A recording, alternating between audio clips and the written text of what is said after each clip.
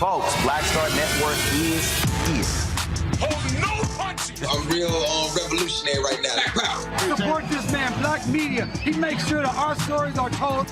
Thank you for being the voice of Black America, Roland. Stay black. I love y'all. All momentum we have now, we have to keep this going. The video looks phenomenal. See, there's a difference between Black Star Network and Black-owned media and something like CNN. You can't be Black-owned media and be scared. It's time to be smart. Bring your eyeballs home. You dig?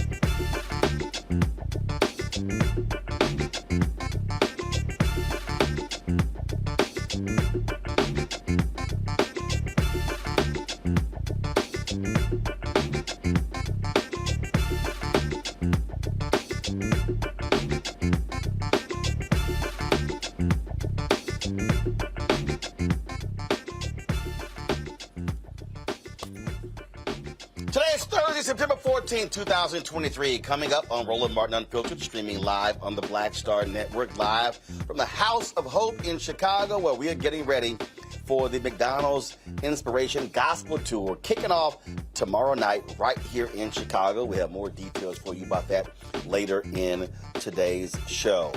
In Georgia, the family of a 62-year-old black man who was tased by cops finally get to see the video. They are shocked by this. We'll be joined by the family attorney as well as the family right here on Roland Martin Unfiltered to talk about this disturbing case. Also, Vice President Kamala Harris kicks off her 7-campus tour, the Fight for Our Freedoms tour. Her first stop is at Hampton University. We'll show you what took place today in Hampton, where she got a raucous response from the students there.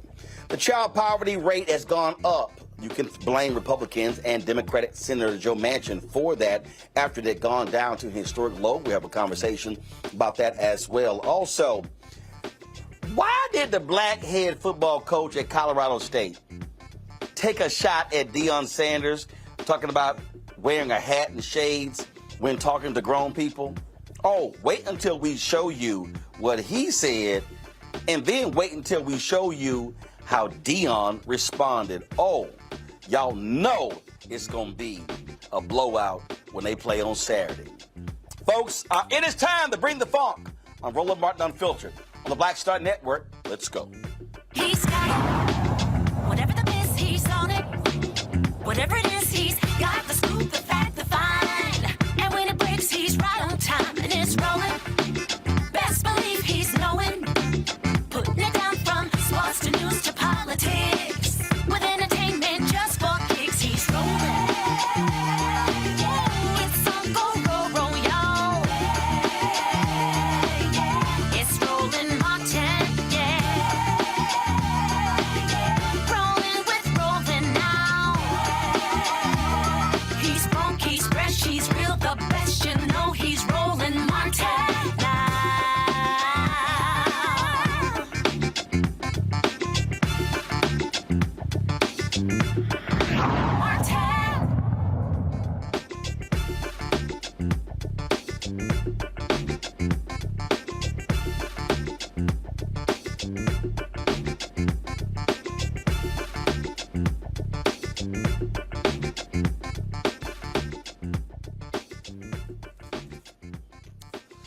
Folks, today in Atlanta, the family of a 62-year-old black man who was tased and died as a result, they got to see that video, and they are not happy at all, and they say the officer involved must be arrested. Johnny Hollman Sr., he was involved in a minor traffic accident, folks. Now, it's not clear why things escalated. Now, remember, we discussed this before. Johnny was the one who called the cops.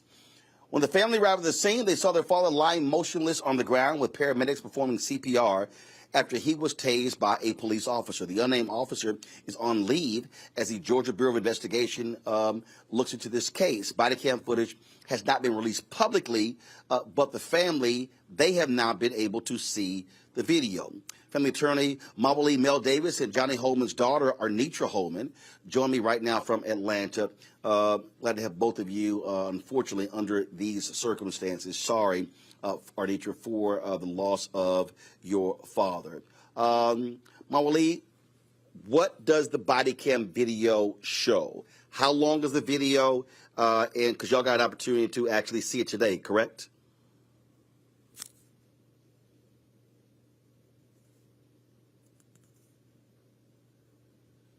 You're mute. Not sure why you're mute. Make sure you're not. Make sure your button is not. Yeah. We saw a 5-minute segment. Now we got you. Go ahead. I appreciate it, Roland. We saw a 5-minute segment of it. That was it. But that 5 minutes was very telling. What we were confused about was what would be the basis to use force to tase someone after he waited for over an hour in a traffic accident. And what we found was that this officer was demanding that Mr. Hollman sign a ticket. And so Deacon Hollman was saying he wasn't responsible. He asked this young officer, 23 years old, if he could bring a sergeant out. The officer was so irate by this request. He says, you're going to sign this ticket. I don't care if you call your priest or your wife, but you're going to sign this ticket. And so as Mr. Hollman is saying, I'll sign the ticket, the officer grabs his arm, does a leg sweep, and takes him to the ground.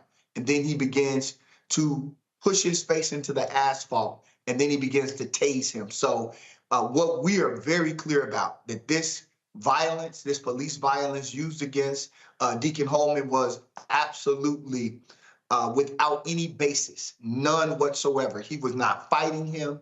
He did not have a weapon. There was no reason for this to happen. And in that video, the deacon literally says, I can't breathe, nearly between 13 and 16 times. He was calling out for help. It was deeply disturbing, and it was hard for the family to view. Okay. First of all, I know in some states you are required to sign tickets. In some other states, you don't have to. What does Georgia law say? Are you required to sign a ticket? You are, but there are two prongs to the signing of the ticket. The first thing the officer has to do is to tell you that by signing the ticket, this is not an admission of guilt. And the second is that if you don't sign the ticket, they will have to take you in front of a judge and that you can be arrested. The officer failed on the second prong. He did not do that. And this is strictly followed. In fact, there are cases that have been decided here in Georgia that says if you don't do both prongs, then any evidence, the arrest is unlawful. And that was the status that Mr. Hollman was in. Additionally, he never refused. He hesitated and he asked for a sergeant. But when the officer became more aggressive, he said, "I'll sign the ticket." He repeated it 3 times, and the officer ignored his willingness to sign the ticket and decides that he's going to take him down and then begin to physically assault him and tase him. Arditra, obviously, it had to be difficult to see this video because when y'all arrived, your father was motionless. I mean, so these literally are the last images of him being alive. Yes, very emotional. Remember when he was calling me. So he dialed my number to let me know what was going on, but he never actually got a chance to physically, like, speak with me. He had me on speakerphone. He called out for me twice. He said, baby, baby. And then after that, I could just hear the officer being very aggressive with my father. I could hear my father, asking him, like, why you doing an old man like me like this? And, I could just hear the officer still being aggressive, cursing at my father, using profanity. He was going back and forth with him. My father was telling him I did nothing wrong, and he was just trying to plead with him. And this officer was still aggressive. So for those 17 minutes and 46 seconds that I stayed on the phone, it was very disturbing to now watch this video because it only confirmed what I already knew. So when I initially got on the scene, those were my first words. Like, you killed my father. Like, y'all killed my daddy. Like, I knew the way they was beating his chest, trying to revive him. But once I didn't hear my daddy speak anymore, after he was asking for help, after he was telling them he could not breathe, I felt it in my spirit. My daddy was gone already. Well, Wooly, the thing that, again, it's a ticket. Right. So exactly. all the cop has to do is, as you said, read that stuff off. Here you go. And you say the video shows him saying, okay, I'll go ahead and sign the ticket. 3 times he says it. And Roland, here's what is so sinister about the way the city has moved on this. While we are in there watching the video, they release a statement that says they now have a new policy, which an officer will not arrest anyone for refusing to sign a ticket. Instead, they will just write refuse to sign ticket on the ticket and then allow them to go about their way. And they don't tell us that they're going to release this new policy. They just do it while we're inside, anticipating that when we come out, and the family literally, Arnitra fell to the floor when she saw that they killed her father over his hesitancy to sign a ticket. It just was, this is one of the worst that we have seen. And our firm has been handling cases in Georgia for 15 years. We haven't seen anything like this before because it's so illogical. He didn't have a weapon, nothing. It's just, he was asking questions, and the officer, and the way he talked to him, it was just so outside of what you would expect from a young Black man to speak to an elder. He told him, lower your voice. Why are you yelling? I mean, just talk. So you're saying the officer involved here was a young African American? Yes, Officer Kimbrough, young African American who, again, I shared with some organizers earlier. This was totally outside the context of our culture as a people for a 23-year-old to talk to a 62-year-old in that way. The only place that you can do that is within police culture, right? And so this is the alien culture that Black, white, Latino officers adopt, a culture that says whatever or however you were raised, you can let that go. You don't have to respect anyone because you got a badge and a gun. And that is what's so troubling about the way this whole thing was handled. And so the family has been asking for this entire video to be released to the public. The world should see what happened to Deacon Hollman. They should see it. Beyond sad. Mawuli, Arditra, we certainly appreciate both of you joining us. Last question. Have the police indicated when they plan to release this body cam footage publicly? No. That's why we need your viewers, the listeners, to make the demand. This is about transparency and accountability. We are living in a world now where there's no reason to hold this kind of information. They released it in Tyree Nichols. They've released it in George Floyd. They've released it in all of these other cases. And Atlanta sits as the center of the civil rights movement. We have to do better. We have to lead in a way through our actions and not just our words. Indeed. All right. We surely appreciate you, both of us, being with us. Thank you so very much. Thank you. We appreciate you, Roland. Folks, we're going to talk about this on the flip side with our panel. When we come back from this break, if you're watching on YouTube, be sure to hit the like button. Also, we want those of you to support us in what we do by joining our Bring the Funk fan club. Your dollars are critically important for us to be able to do what we do. Send your check and money order to P.O. Box 57196, Washington, D.C., 20037-0196. Cash App is $RM Unfiltered. PayPal are Martin Unfiltered. Venmo is RM Unfiltered. Zelle, Roland at RolandSMartin.com, Roland at RolandMartinUnfiltered.com. Be sure to download the Black Star Network app, Apple phone, Android phone, Apple TV, Android TV, Roku, Amazon Fire TV, Xbox One, Samsung Smart TV. Don't forget you can watch us 24-hour, 7-day-a-week streaming channel on Amazon News. All you do is go to Amazon Fire, click Amazon News, and then you can also tell Alexa, if you have it, Alexa, play news from the Black Star Network.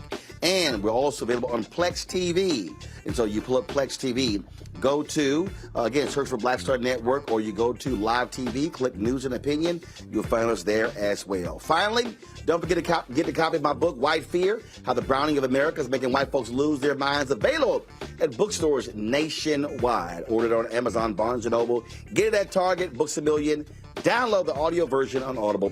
We'll be right back.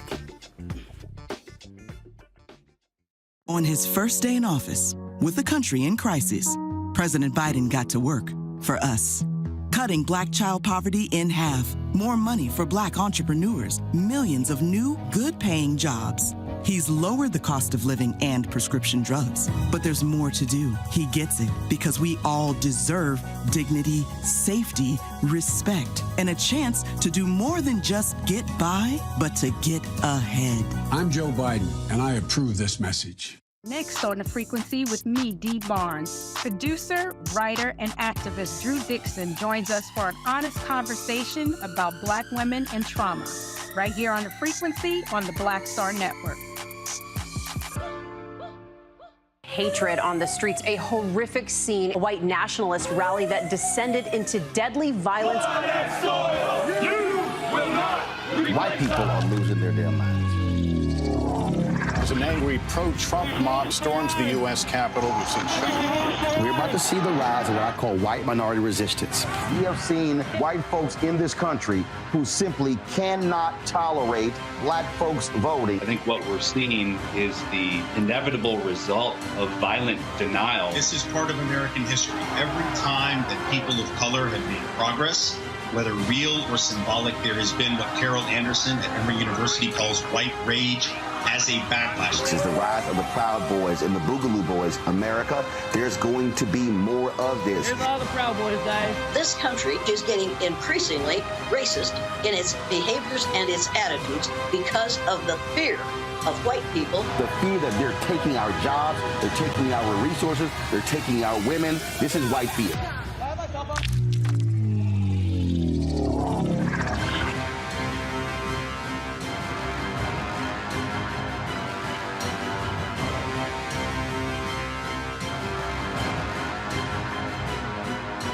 Hello, I'm Paula J. Parker. Truly proud on the Proud Family. I am Tommy Davidson. I play Oscar on Proud Family, Louder and Proud. Hi, I'm Jo Marie Payton, voice of Sugar Mama on Disney's Louder and Prouder, Disney Plus. And I'm with Roland Martin on Unfiltered.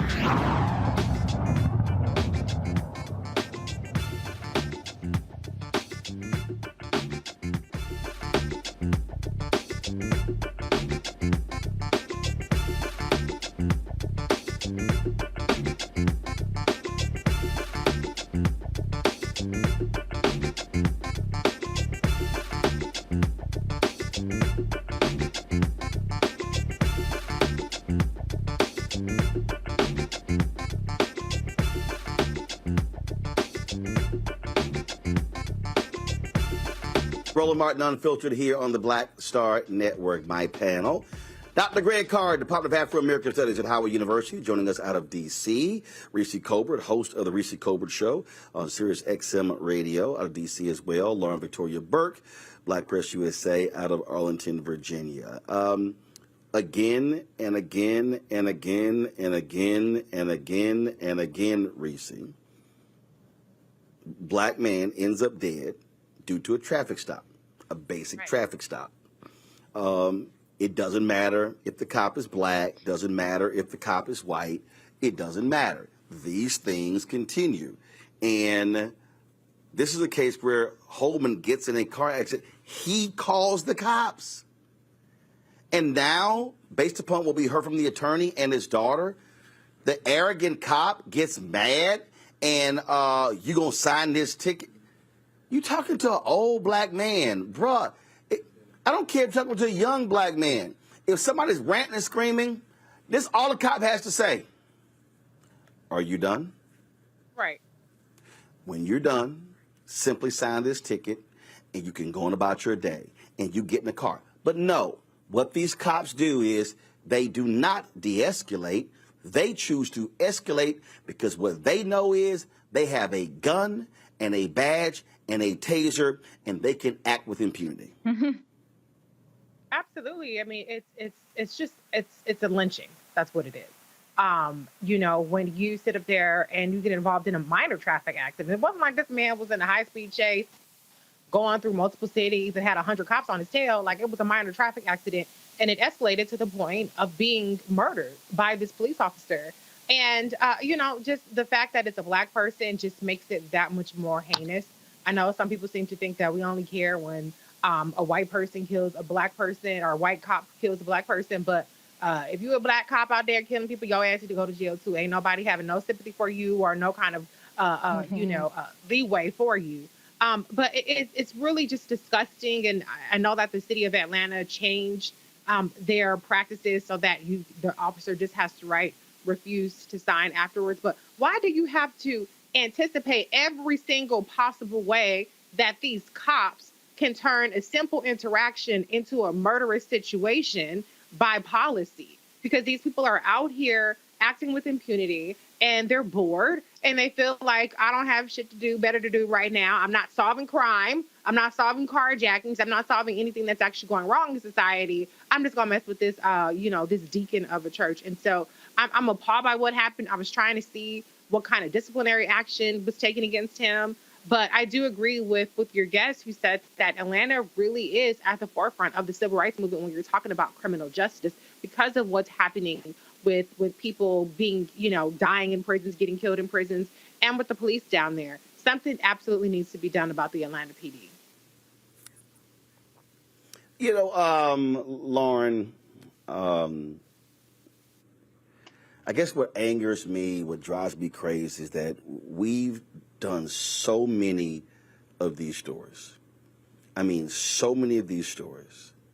And it's sort of, it's when I think about this, I think about when I see a story of a young brother, dudes bump into each other and words escalate, somebody gets shot and killed. And you sit here and you go, innocent life taken, and it makes no sense. In fact, you know, I'm here in Chicago, and I remember there was a major basketball player here in Chicago. His name is Ben Wilson. And the thing that's crazy, I saw a 30 for 30 documentary, and different stories that are told. This kid literally was LeBron James before LeBron James. We should be talking about him as a Hall of Famer right now. Altercation takes place. Some say words were exchanged. Others say it was demand for his wallet. Bottom line, brother shot and killed. When I see these stories, so-and-so stepped on my shoe. ends up somebody being viciously beaten, somebody being murdered. You go, really for stepping on your shoe? Yet we see these stories. And I remember when the 20th anniversary of the Million Man March, and they were lining up, the Fruit of Islam was lining up for Minister Farrakhan to come in. And I had a member of the Fruit of Islam who got my face, told us we need to cross this wall, and got like literally up my face and said, if you don't do what I say, I'm going to break you in half. Mm-hmm. This is literally how I responded. Now, I could have started yelling, cussing. I could have. But what the brother didn't realize is, dude, I'm actually helping you out right now. Because if I call Mustafa Farrakhan, or call Minister Farrakhan, you're going to have a problem. Now, how I handle it was how I was supposed to handle it. I'm not about to sit here and get into no argument and no yelling. Because first of all, dude, you're wrong. And the minister will tell you in a heartbeat you're wrong. But again, I de-escalated. I could have responded with all of that energy. Right. I ain't wasting my time. And this is what I'm trying to also, when I tell young brothers, don't respond to nonsense with heightened energy, because then all you're going to do is tick somebody else, and now this thing goes. That's the problem I have with so many of these cops. They refuse to de-escalate. They refuse to bring it down. They refuse to sit here and say, and go quiet and say, sir, let me know when you're done. What do you mean when I'm done? Let me know when you're done being emotional. Then I'm going to calmly explain to you what you have to do for this ticket. Then you can go on about your day. That's all the cop has to do. But they know they don't have to do that because the law protects them. Well, yes, Roland, you're right. In this situation, though, I think one of the key facts here is a 23-year-old cop. And I'm telling you right now, as somebody who's been stopped, I do a lot of driving. I really enjoy driving. And even though I grew up in New York, the other half of my family's in Virginia, so I've had to spend a lot of my life going up and down 95. I've been stopped in Nebraska. I've been stopped in Virginia several times. I've been stopped in Washington, D.C. The last time I got stopped, actually, was in Arlington, Virginia. Young cop. There's nothing that makes me more nervous when I get stopped than to look into my rearview mirror and see a young cop. The last time I was stopped, same exact situation. I had to sign the ticket. I did a slow roll through a stop sign I was actually on my way to William T. Newman's retirement ceremony, the husband of Sheila Johnson, and in Arlington. And cop was perfectly polite. Everything was great. I did have to sign the ticket. He did say signing the thing was not an admission of guilt. But to your point, I do think that there's a problem in this country with regard to the qualifications for police officers. This is somebody who can take away your liberty, take away your life, take away your freedom in an instant. And during the break, I texted my boyfriend, who's a federal police officer. This is for federal police. You can be 21 years old and be a federal police officer. Starting salary is $77,000. That scares me. I thought it was a little higher than that. I have seen jurisdictions where the requirement for police was 2 years of college required or 2 years of military required. There probably should be an age requirement because people who are young, who have very limited life experience, do not do what you just said, Roland, which is think about what you're doing, think about the scope of the inaneness and sort of the routineness of writing a ticket. Most of these cops do have to go through some field training, FTO training, which is basically you're paired with a senior cop for a period of time. But this is stupidity. A 23-year-old cop, that right there is the answer to this happening. And we cannot get into this cycle, in my view, when we see tapes like the Eric Garner situation or George Floyd or know stories like Breonna Taylor. We cannot get used to this. This idea that people should just be dying on routine traffic stops.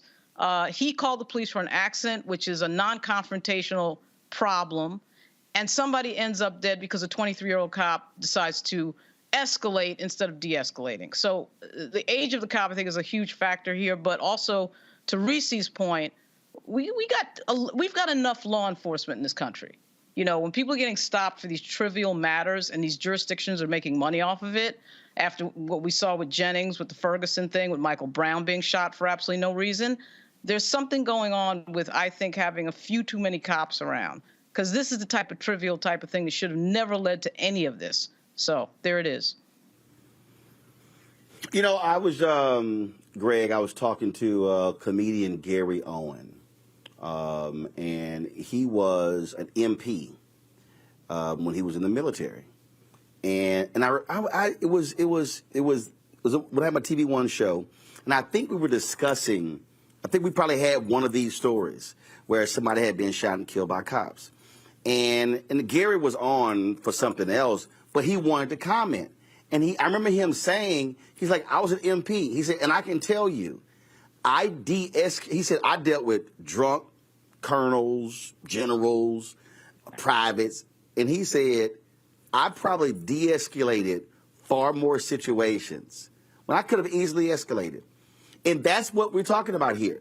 If we roll through all of these previous examples of story after story, somebody being pulled over for a light, a license plate, a tag hanging from, in nearly all of those cases, it's a cop just, you know, all the bravado, as opposed to bringing it down and calming people. I remember the Sandra Bland case. That cop knew at the moment, he knew how to agitate her. And remember when she was just, he goes, are you finished? And then ordered her to put out her cigarette. And he knew she was agitated. And he knew she was going to say no. And it was no basis for him to say, put the cigarette out. But he knew at the moment he gave a lawful command for her to get out of the car, she had to comply, even if she knew it was wrong. And that's why she got arrested. And that's what too many of these cops do. This is the kind of crap they pull. And you should have police chiefs who say, that's not the kind of person I want on my police force. You're gone. Absolutely, Roland. Well, and therein lies part of the problem. And of course, his authorization there in Texas was his shriveled manhood. These are human beings who are unfit for any office or any job that would have them with some form of unequal power relationship with other human beings. But that's why they apply for the job, these types, after all. You know, tomorrow will mark the 60th anniversary of the murder of Addie Mae Collins and Cynthia Wesley and Denise McNair and Carol Robeson in 16th Street Baptist Church. And today in class, I showed the students the story of the two young boys that were killed that day in Birmingham. Virgil Ware, who was shot by some punk white supremacists who were actually out celebrating the deaths at 16th Street Baptist Church. They were out celebrating, and they shot this little boy while he and his brother were delivering the Sunday newspaper, and he died in his brother's arms. But the one I want to focus on momentarily is 16-year-old Johnny Robinson, who was shot in the back by a punk-ass cop in Birmingham. Nobody ever went to jail for the murders of Ware and Robinson. But I bring that up because that was 1963 in Birmingham with a full-blooded racist police force. Atlanta, like Memphis, in contrast, is now run by black people. And Atlanta is probably the biggest and best case study in the United States of America on the triumphs and the limits of the civil rights movement. Just because you are black doesn't mean that you will do justice. And as Mildly Davis, one of our best attorneys, a brother who I've known for a very long time, who's always out there freedom fighting, said today, this is a culture of impunity. Once you don that blue uniform, you're no longer black. You're part of the blue gang, the blue clan. In the case of Karan Kimbrough, the 23-year-old cop, a graduate of Alabama Agricultural and Mechanical University, by the way, so he has a college degree. In the case of Karan Kimbrough, his huskiness was born with the cop courage of his badge and his uniform. He not only needs to be punished, the Atlanta Police Department, again, black people, issuing a press release saying that this brother resisted arrest, and then very quickly, with the shriveled courage of their funky mechanism, their funky administrative mechanism, certainly in collusion with whatever lawmakers and policymakers are in the city of Atlanta at this time, decided to change the policy. And of course, I'm sure that Malley's going to have a field day with that as almost like an admission of guilt. Now you can just sign for the ticket. Well, let's tell you something, you retrobates. Let's tell you something, you people who think that you can hide behind your skin color in a city that shows you the limits of civil rights movements. Once you have donned the office of police, you have become an open enemy of our people. Again, I echo the words of Jay Dilla in F the Police. We could lose a few of them. We have enough of them.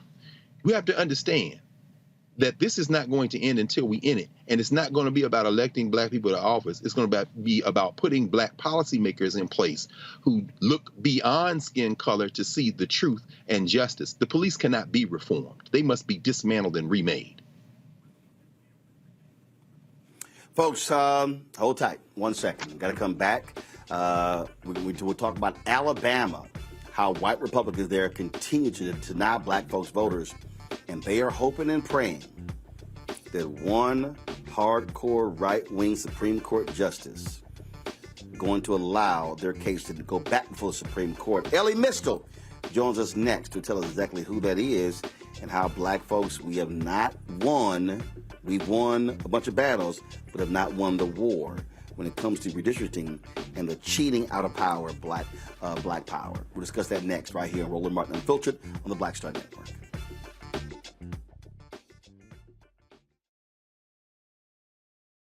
On the next Get Wealthy with me, Deborah Owens, America's Wealth Coach, are you working hard and yet your performance doesn't reflect your paycheck? On the next Get Wealthy, you're going to learn some savvy career moves so that all your efforts actually show up in your bank account. Joining us is the founder of a career network, and she's going to share the 3 R's of accelerating your financial growth. Here's a tip as well. If you are an individual contributor and you desire to be a leader, do the work where you are now. Because if you do the work where you are now, when you do reach the level, you'll be prepared to stay there. Right here on Get Wealthy, only on Black Star Network. President Biden has delivered for Black America. More funding for Black entrepreneurs. Millions of new good-paying jobs. He's lowering the cost of medications and the cost of living. Joe Biden is delivering for us, and that's the facts. All change is not growth. Right. But thoughtful change is real good fertilizer. And that's what has been so beneficial to us. But you also were not afraid of the pivot.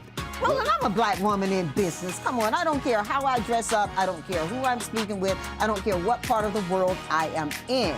I still am a black woman in business. Being afraid of the pivot, being fearful of change is not what got me here. Respectful of change, respectful of pivot, yeah.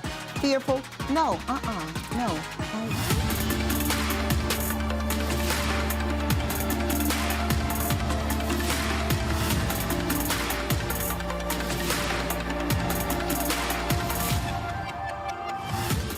Hey, what's up? It's Sammy Roman. Hey, it's John Murray, the executive producer of the new Sherry Shepherd Talk Show. It's me, Sherry Shepherd, and you know what you're watching, Roland Martin Unfiltered.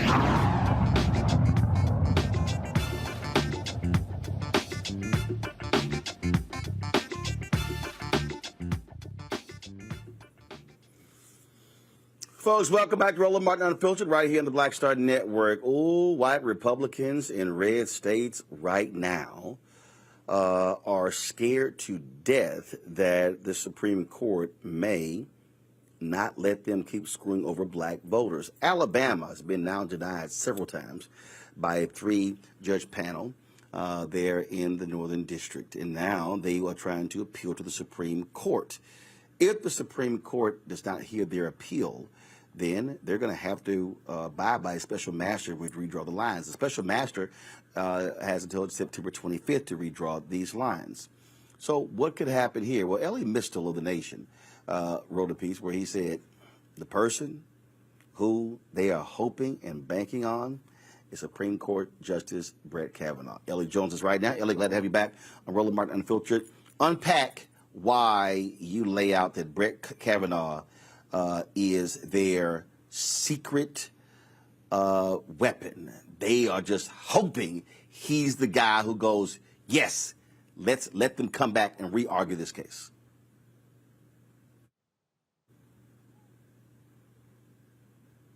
Elie, I think, Elie, you're on mute. Elie, you're on mute. Elie has muted himself. That was a kid-level situation. Sorry. Anyway, there you go. To understand how Brett Kavanaugh plays a role here, we have to back up for a second and remember how we got here in the first place. Alabama issued racist maps after the 2020 census. Alabama has 7 congressional districts. Alabama is 26% black. 2 divided by 7 equals 28%. There should be 2 majority-minority districts in Alabama. Alabama produced maps that only resulted in 1. All right, so they were sued by the NAACP and others. It went all the way to the Supreme Court. In a surprising 5-4 decision, John Roberts and Brett Kavanaugh joined the liberals in saying that the Alabama maps were an unconstitutional racial gerrymander and they had to redraw the maps. So Alabama takes that decision and is like, yeah, screw you. We're not gonna do what you say. Instead of redrawing the maps to make 2 majority-minority districts, they take 1 district that was 30% black, they make it 40% black. You're still not going to elect a black congressperson in that district, and sends it back and says, we're done. They are sued again, as you pointed out, a 217-page scathing decision from a unanimous 3-judge panel ruled that Alabama was again in violation of the Constitution and the Supreme Court and appointed the special master to redraw their maps, but they're appealing to the Supreme Court again. And this time they're using an argument specifically asked for by Brett Kavanaugh. Because when Kavanaugh joined Roberts and the liberals in the Alabama case the first time, he explicitly said, hey, maybe the Voting Rights Act has outlived its usefulness. The exact quote from the decision is, the Voting Rights Act cannot be extended indefinitely into the future. But, Kavanaugh said, nobody in this case made that argument, so what can I do? I don't know. Well, obviously, Alabama took that as an invitation to come back to the Supreme Court over the Supreme Court's order and make specifically the argument that Brett Kavanaugh asked for, and that's what they're doing now. In addition to redrawing their maps so that they are still racist, Alabama is now arguing that the reason why they're allowed to be racist is that the Voting Rights Act has outlived its usefulness and should not be, quote, extended indefinitely into the future. And so it is that argument that Brett Kavanaugh himself asked for that Alabama is now back at the Supreme Court making. And if Kavanaugh flips his votes, like I said, initially it was 5-4. I'm actually not worried about Roberts on this particular case. Not because I trust Roberts, but John Roberts doesn't like it when states defy his orders, right? He gets a little like tight in his britches when that happens. So I'm not worried about Roberts changing his vote. But Kavanaugh, if he changes his vote, then we go 5-4 the other way. And then not only is Alabama allowed to racistly redraw its maps, but we're also staring at a situation where Kavanaugh and the other 4 conservatives who are always against it could rule that the Voting Rights Act is too old to be of use anymore because, according to the white conservatives, we have defeated racism. And then that becomes a trickle-down effect because it then goes from Alabama to the Louisiana case, to the Florida case, to the cases happening right now in Georgia. And to your point there, and this is what the Supreme Court justices, these right-wingers do. They literally, to your point, he brings it up, they literally give direction to these folks as a way to go, yeah, do this and bring it back to me. Oh yeah, this is transactional of the nth degree, right? This is a drug dealer saying like, I don't know nothing about no pandemic, but if you want some, maybe you should go to the van down in the alley, right? That's how subtle this is, which is to say, it ain't subtle at all what Kavanaugh is doing. He's shopping for cases. He's shopping for specific legal arguments. And as you say, I thought in real time in June when Kavanaugh wrote this opinion, I was like, the next thing that's going to happen is that Louisiana or Texas or Florida makes this argument to Kavanaugh to redraw its maps. I just thought that was going to happen after the next census, right? I didn't think that Alabama would come back immediately in defiance of the Supreme Court order. But this is what Brett Kavanaugh asked for, and Alabama is handing it to him on a plate. The only hope here is that Kavanaugh is kind of embarrassed by himself. And, you know, based on his history, I don't know that that man is capable of feeling shame. But if he is, this stinks to high heaven. It stinks to have a case where the plaintiffs just lost in front of your court to come back with the same case with this, you know, random argument that you made, pining for a different case in the future. So that's the hope here. But yeah, as you say, it's going to trickle down. If Kavanaugh flips his vote, it's going to trickle down throughout the old Confederacy, because the southern states have never really accepted the idea that they lost the Civil War. And for some of your listeners who, because I know I'll speak for me, as a Northeastern elitist liberal, I speak to a lot of Black people in my socioeconomic, social circle who don't always understand that most Black people still live in the states where our ancestors were enslaved. The blackest state in the country is Mississippi. Alabama is the 5th blackest state in the country based on population. We still live in the South. And the South, the reason why the South remains ruby red, as opposed to having the influence of those, you know, large percentages of Black and brown voters, is because of this kind of racial gerrymandering, right? There are 2 reasons. One, white people in the South stick together. I mean, like they're hanging on for dear life.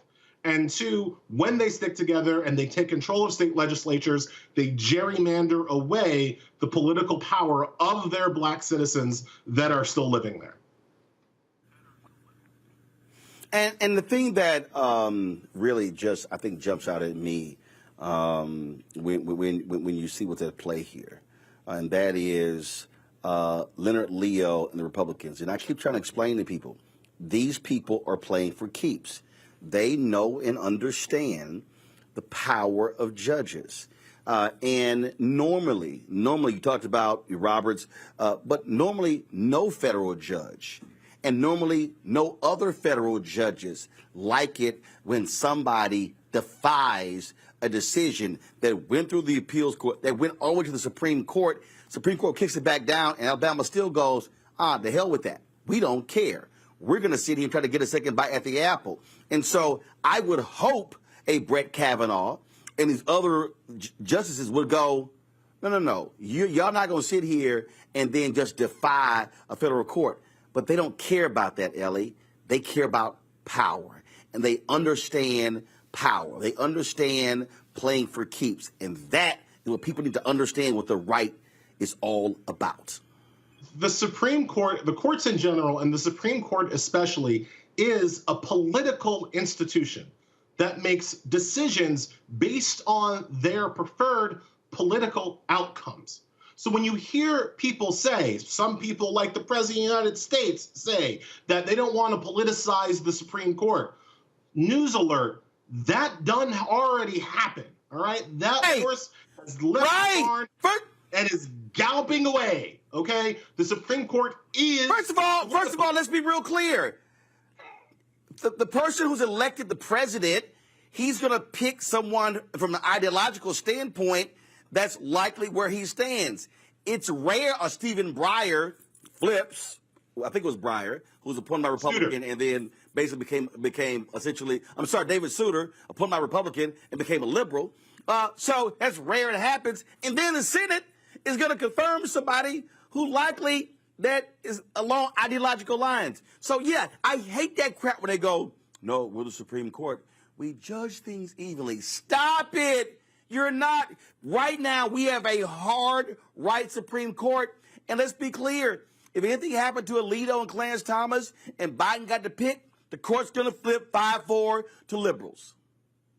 I mean, absolutely, right? The Supreme Court is out here picking political outcomes, right? And so the question really becomes, when you're looking at this particular case, is which political outcome does Brett Kavanaugh want? Because as much as he wants Republicans to win elections, when you're Republican and you already control the Supreme Court, you've got a vested interest in making sure that the Supreme Court is viewed as legitimate and their orders are enforced, because that's going to help your political side more than if people understand the Supreme Court should be ignored. Because I promise you, if Alabama gets away with ignoring the Supreme Court here, what happens next is that blue states start ignoring Supreme Court orders when it comes to guns, when it comes to abortion rights, and when it comes to voting rights, right? So if you're a conservative and you already are winning and you already control the Supreme Court, what's actually the smart play?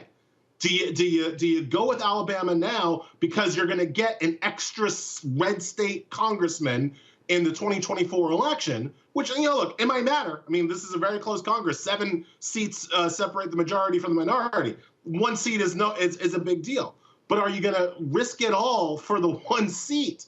Or are you going to maintain the imprimatur of power that the Supreme Court has so that you can enforce all of the other conservative rulings that your court is likely to do?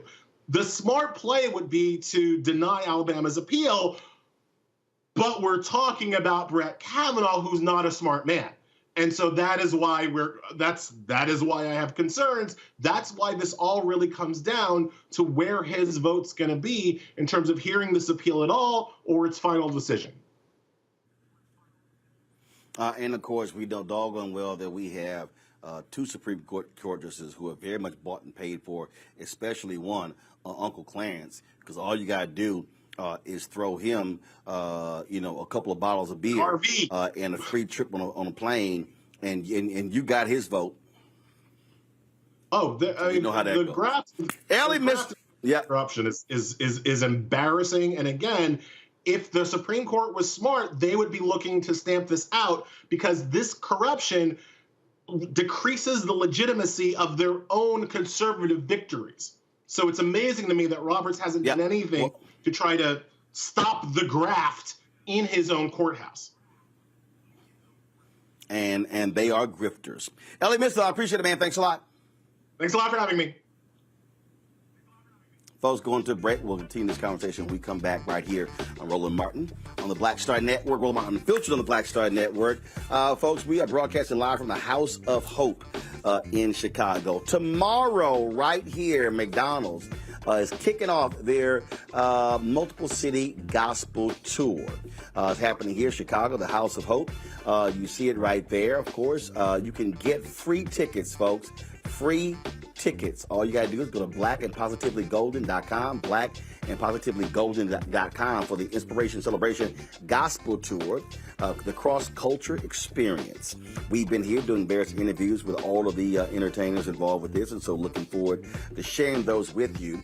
And so, again, if you're in Chicago, we would love to see you. I'm going to broadcast the show from here live tomorrow. We'd love to see y'all come on out and holler at a brother. Folks, don't forget to also, please, if you're watching on YouTube, hit the like button. And also, join our Bring the Funk fan club. Our goal is to get 20,000 of our fans, 20,000 of our fans. I would love to have 200,000 of our fans contributing $50 each every single year. Boy, that'll be a huge windfall for what we do. That's about $10 million. Man, that'll really allow us to grow. But the goal is to get 20,000 fans contributing on average $50 each. That's $4.19 a month, 13 cents a day. A lot of people can't give that. We appreciate all they give, but the people who also give more, that's what we ask on average, $50. So you consider checking money order to P.O. Box 57196, Washington, D.C., 20037-0196. Cash App is $RM Unfiltered. PayPal are Martin Unfiltered. Venmo is RM Unfiltered. Zelle is RolandSMartin.com, RolandMartinUnfiltered.com. And let me shout out Dr. C, Noah Stevens, Lawrence Scott, let's see here, Kareem Brooks, Daryl Johnson, Love Logic, Herman Fluid, Charles Slocum, Sealbon Hatchett, Narice Cox, Debbie Stevens, William McKinnon, Toledo Arilla, Tiffany Tolder, Leonard Franklin Jr., Crystal Handy, Robin Freeman, James W. Davis Jr., Reginald Borders, Ilana Carroll, Stella Burdett, T.O.W., Michael Milliner, Alicia Lindsay, Cheryl Akani, Dre, Diamond, Sup Ahai, Nurse Linda White, Sel, Richard McGregory, as well. So I want to thank all of them for contributing to our Bring the Funk fan club. Folks, I'll see you in a moment after this break. Back in a moment. Next on The Black Tape with me, Greg Carr. What do Deion Sanders, a lawnmower, and the phenomenon of invisible labor all have in common? They're all now part of, shall we say, a colorful lore at our historically black colleges and universities. Our Master Educator Roundtable convenes to explain it all as we explore the good, the bad, and the downright ugly of one of Black America's national treasures. That's next on The Black Table, right here on the Black Star Network. On a next, A Balanced Life with me, Dr. Jackie, we're going to be talking about common sense. We think that people have it, know how to use it, but it is something that people often have to learn. The truth is, most of us are not born with it, and we need to teach common sense, embrace it, and give it to those who need it most, our kids. So I always tell teachers to listen out to what conversations the students are having about what they're getting from social media, and then let's get ahead of it and have the appropriate conversations with them. On a next, A Balanced Life with me, Dr. Jackie, here at Black Star Network.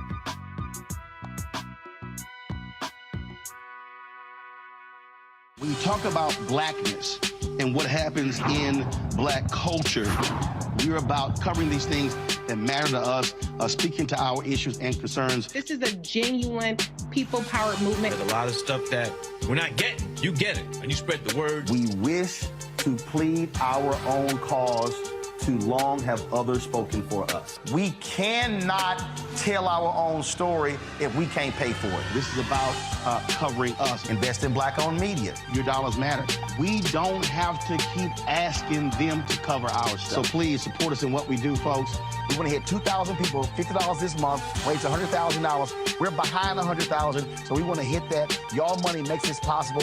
Checks and money orders go to P.O. Box 57196, Washington, D.C. 20037-0196. The Cash App is $RM Unfiltered. PayPal is R Martin Unfiltered. Venmo is RM Unfiltered. Zelle is Roland@RolandSMartin.com. Bruce Smith, creator and executive producer of The Proud Family, Louder and Prouder, and you're watching Roland Martin Unfiltered.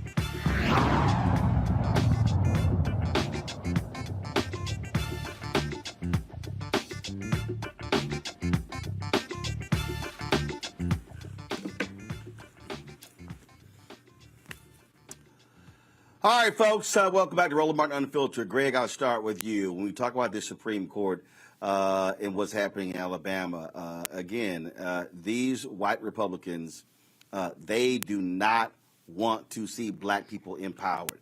The Republican Party ain't looking out for black people. I don't know if you even think about voting for these evil folks and what they have planned for us. You got to be outside of your mind, and they absolutely do not want to see the Supreme Court say, nope, we've already decided, because they know what then is going to happen with the case in Louisiana, then Florida and Georgia, where we could literally see a pickup of 5 or 7 black seats. Absolutely right. I mean, and I don't blame them for what they're doing, because they're white supremacists. They realize that demographics are against them.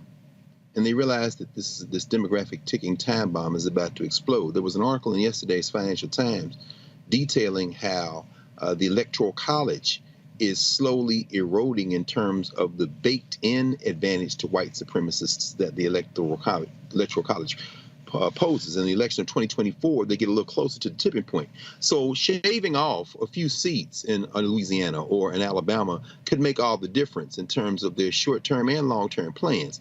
But I agree with Elie on this. They're playing a very dangerous game now.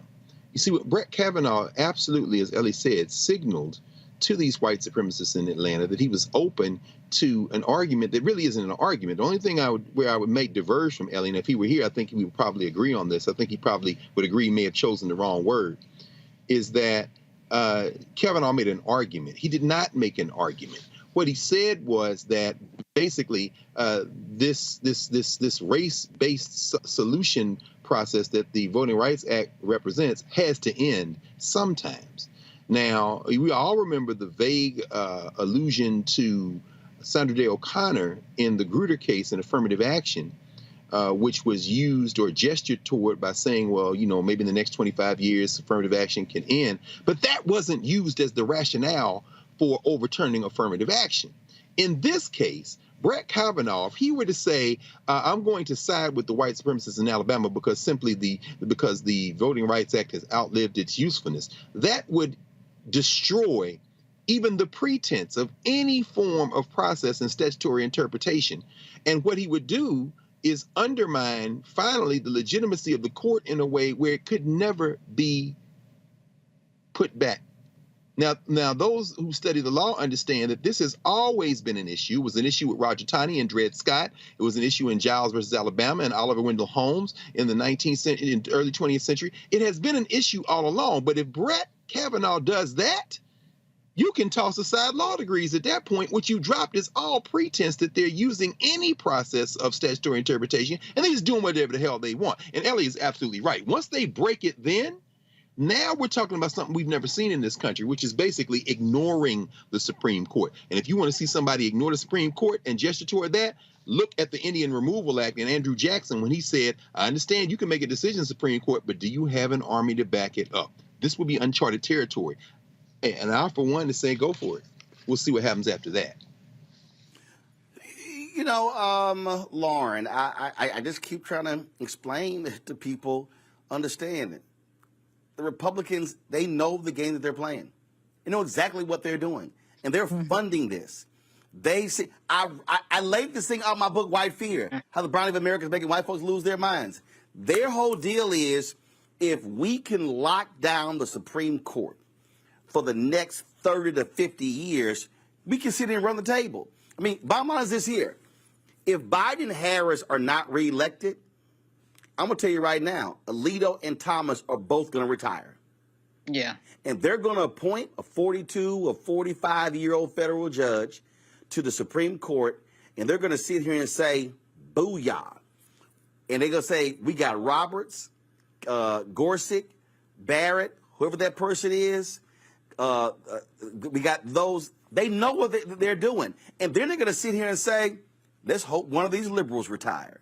That's their game plan.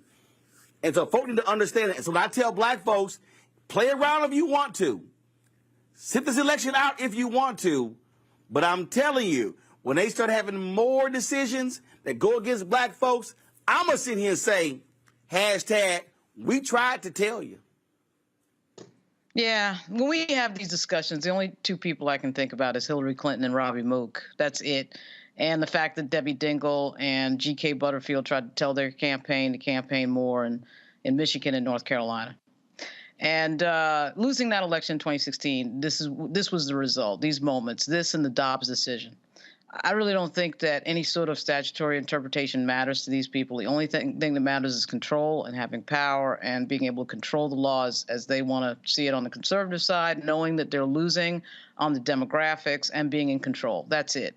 And frankly, until the Democratic Party sort of gets to the level where they understand the urgency of the moment and don't think that they can just run an election and act like they know what's going on in places like Michigan and North Carolina as they're running and not listen to the people on the ground, you're going to get this result. And this is the result we've gotten. It doesn't surprise me that, we're in this situation. It wouldn't surprise me that the prophecy that Elie laid out happens, because that sounds exactly like they would do. It sounds exactly like something they would do. And we've already saw that with these decisions that they just handed down. And of course, the one with regard to Dobbs. So why wouldn't they do this? They go all the way and they have no shame in their game. And it shouldn't surprise anybody at this point. Reese? The bottom line is Republicans have said that they're going to do whatever the hell they want to do regardless. They've never played by the rules. They've only used the rules as a cudgel against Democrats who are so tethered to process and to precedent and a number of things. The Republican Party is now saying that the Supreme Court is not legitimate. When you just completely disregard what the Supreme Court is saying and you try to play with fire and you give who gonna check me boo energy, that's already saying that the Supreme Court is not legitimate. I think what they're really at danger is, I think what the Supreme Court ruling in this Alabama case initially was trying to buy a little bit of time, trying to put a little bit of control, thinking that they can have a little bit of control on just the Republican Party now's desire to just go through straight fascism, completely authoritarian government, white nationalist government. And I think if they overturn this or if they allow the Republicans to do that, they're going to let a genie out of a bottle that they cannot put back in. They're going to say that our rule doesn't actually rule anymore. And they're giving open license to Republicans to go even further than they've ever gone. And that's really what's at stake at 2024. They're already pushing their limits all throughout the country. Not even, we talk about book bans, we talk about CRT, but they're actually usurping elected officials that are Democratic. Ron DeSantis down there has now removed 2 states' attorney. We've talked about on this show, Roland, many times, where what Abbott is doing in terms of the school boards and the school systems in Democratic-led states, or cities rather, they are going to open up a can of worms to where it's complete chaos and lawlessness. I don't know Black people are as prepared for this as they seem to be, but we've been sitting up here debating about who's dancing in wood or who's at what place or whatever little bullshit of the day, what Krishan and Blueface are talking about with their little custody situation. I don't know if we're as equipped to really deal with the Republicans completely unleashed. And that's what scares me more than anything about 2024. And they will be exactly that. All right, folks, we're going to a break. We come back. We're going to talk about the child poverty rate going up. Hello, Republicans and Senator Joe Manchin.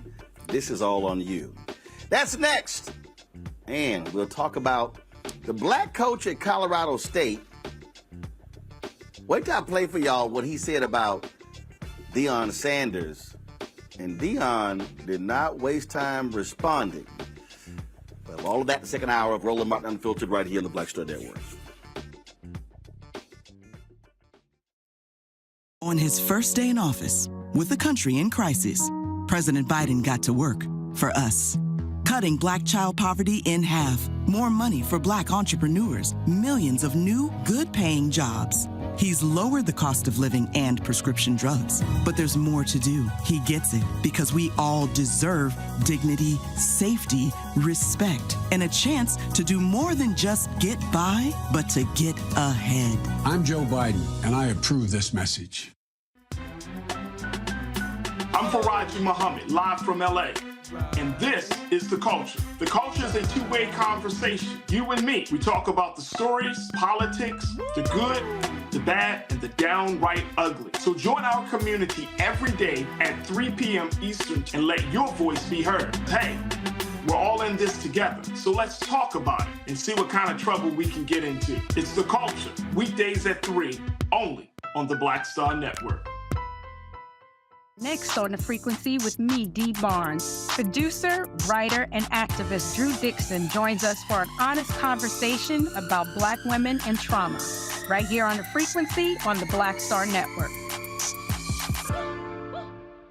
On the next Get Wealthy with me, Deborah Owens, America's Wealth Coach, are you working hard and yet your performance doesn't reflect your paycheck? On the next Get Wealthy, you're going to learn some savvy career moves so that all your efforts actually show up in your bank account. Joining us is the founder of a career network, and she's going to share the 3 R's of accelerating your financial growth. Here's a tip as well. If you are an individual contributor and you desire to be a leader, do the work where you are now. Because if you do the work where you are now, when you do reach the level, you'll be prepared to stay there. Right here on Get Wealthy, only on Black Star Network. Farquhar, executive producer of Proud Family. You're watching Roland Martin Unfiltered.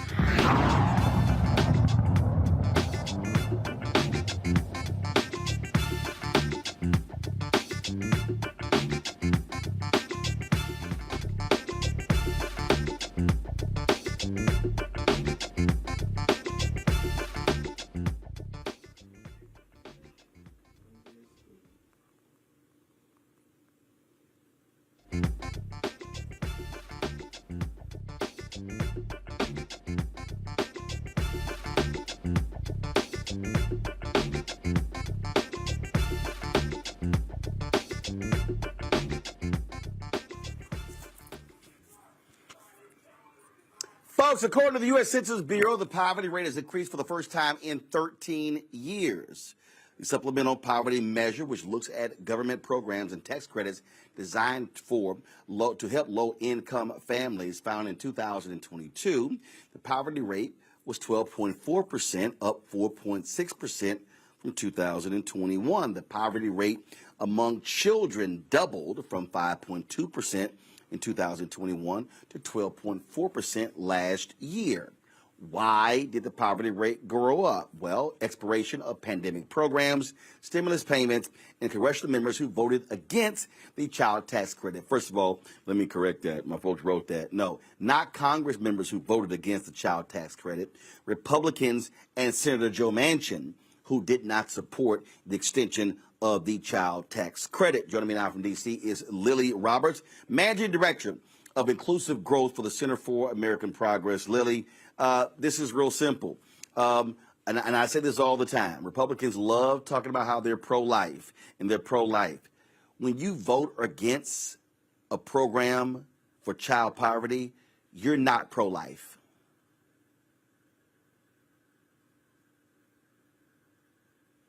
Lily, I think you're on mute. Lily, I think you're on mute. How about this? This is supposed to be a thing today. Every guest we've had today has been muted first. All right, Lily, there we go, Lily. We got you. Oh, we got you. Go ahead. Sorry about that. You know, and it's such a tough situation to see the poverty rate increasing, particularly among children, because it wasn't necessary. It's not like we had an economic crisis in 2022 that threw off the whole economy the way that we've seen in past years or past decades. The increase to child poverty this time is a policy choice that we made.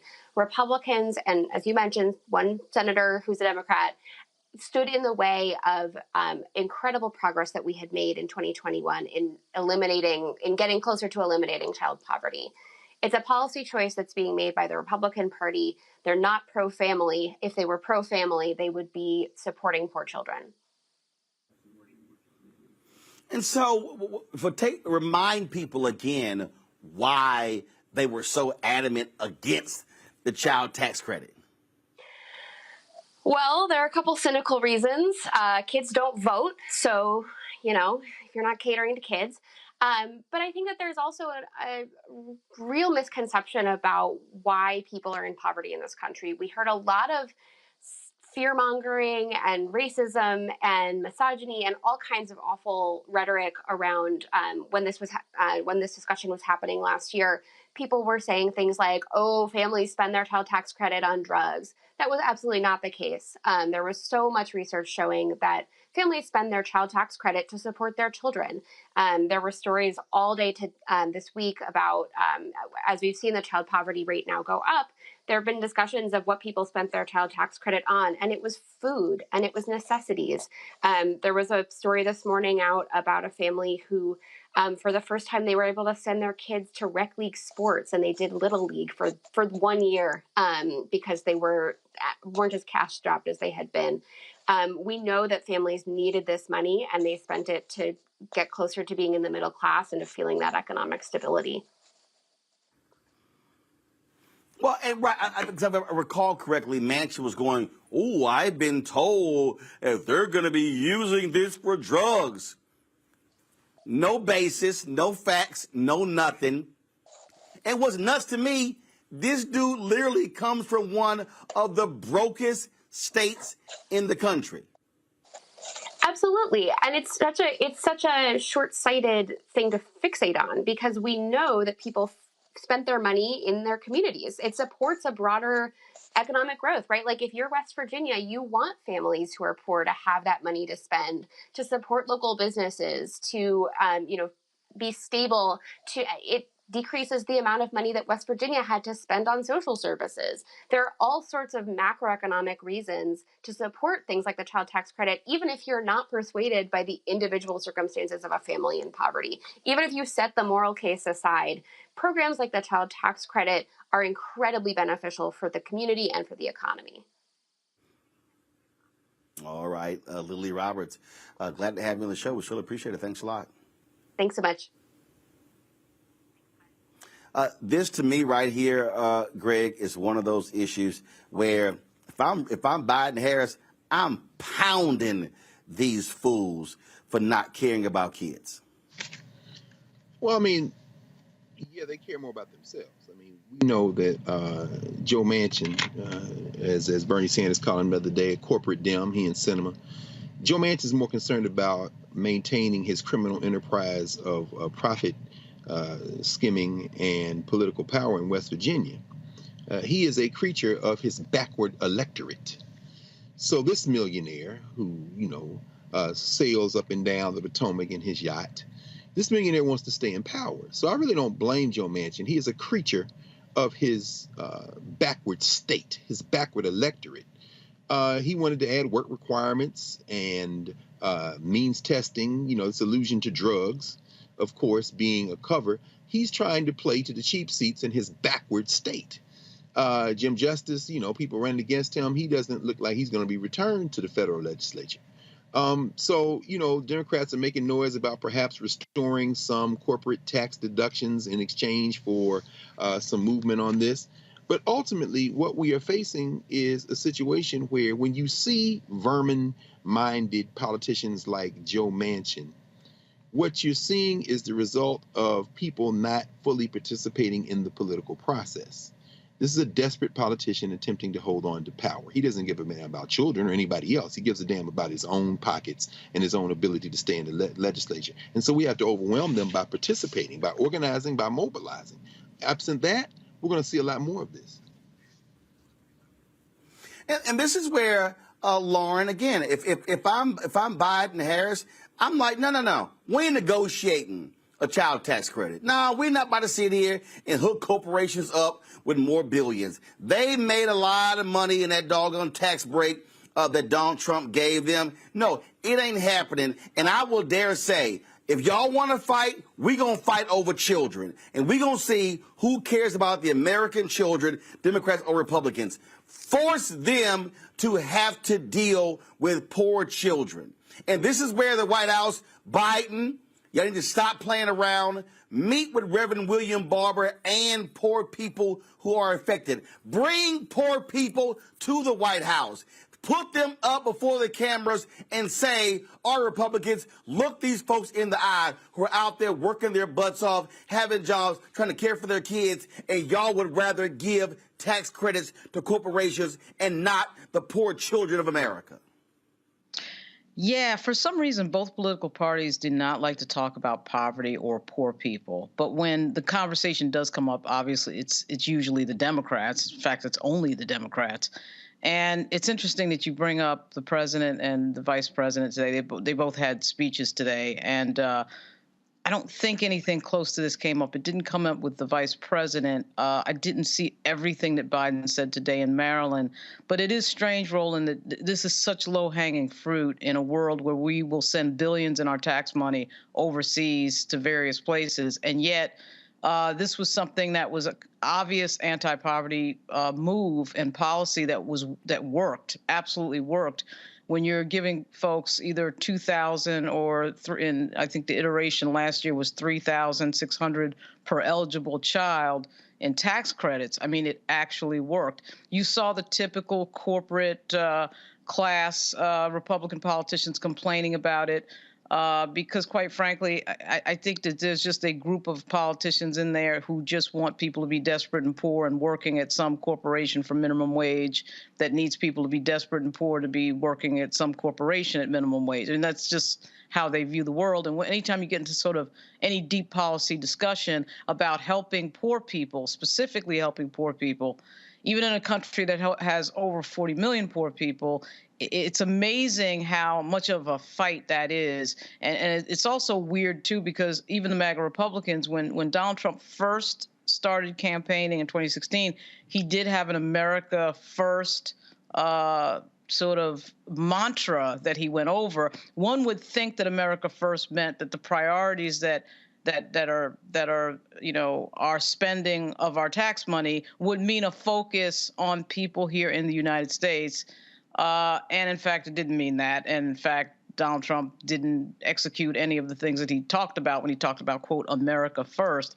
But it is really sad to see that, because this policy clearly worked. This idea of means testing that Manchin was talking about, is ridiculous. And every time there's some sort of program that would disproportionately help poor people, the first thing that these Republicans bring up is either the money being stolen or some embezzlement or some sort of need to prove that the money is being spent properly. We don't do that with our Defense Department. We don't do that when it's billions and billions in farm subsidies. But when it comes to poor people, all of a sudden we want means testing. Everything has to be studied. So it's an amazing thing to watch, and it's really sad that the policy was allowed to expire.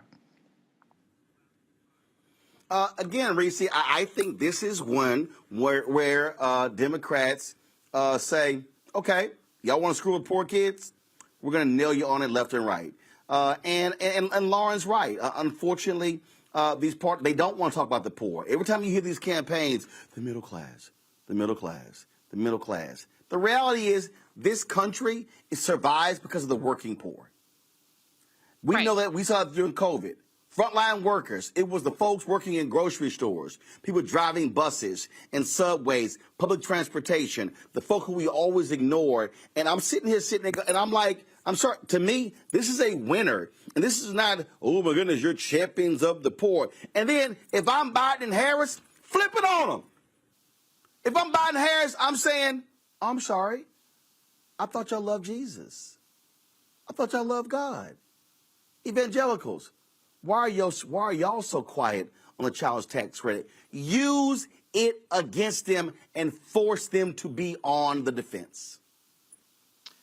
Yeah, on the one hand, the child tax credit expiring is a large part of a messaging failure, but also 60 million children received this child tax credit benefit. 2.3 million of those children were in poverty. So that's a lot of kids who were not in poverty, with which families were getting thousands of dollars of extra money in tax credits that didn't say shit when it expired.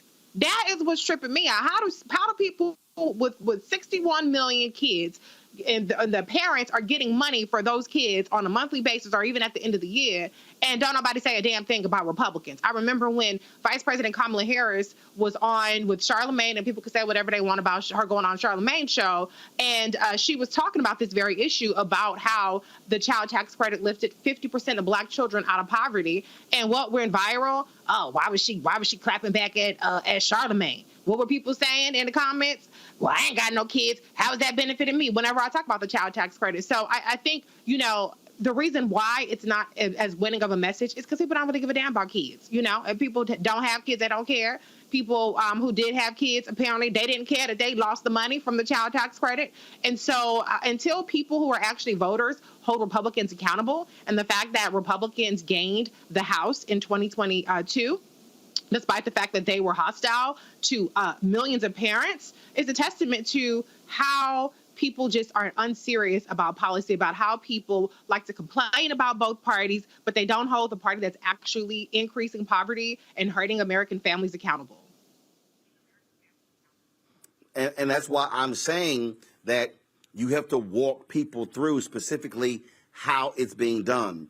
And what I'm saying is, and I'm talking about, you use their own messaging against them. You use the evangelicals. You call them out. And you say, Franklin Graham, why are you not criticizing the right? See, look, if you're going to engage in war, you got to fight. And I'm not interested in being nice with these people. I'm saying you must go after them and go for the jugular. That's what you got to do. Got to go to a break. We come back. Vice President Kamala Harris starts her 7-city HBCU tour. She started at Hampton University. We'll show you what took place today. Talk about that as well. You're watching Roland Martin Unfiltered on the Black Star Network. On a next, A Balanced Life with me, Dr. Jackie, we're going to be talking about common sense. We think that people have it, know how to use it, but it is something that people often have to learn. The truth is, most of us are not born with it, and we need to teach common sense, embrace it, and give it to those who need it most, our kids. So I always tell teachers to listen out to what conversations the students are having about what they're getting from social media, and then let's get ahead of it and have the appropriate conversations with them. On a next, A Balanced Life with me, Dr. Jackie, here at Black Star Network.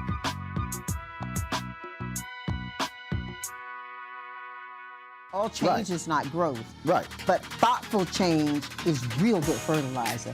And that's what has been so beneficial to us. But you also were not afraid of the pivot.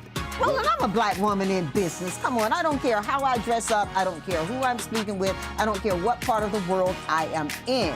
I still am a black woman in business. Being afraid of the pivot, being fearful of change is not what got me here. Respectful of change, respectful of pivot, yeah. Fearful, no, no.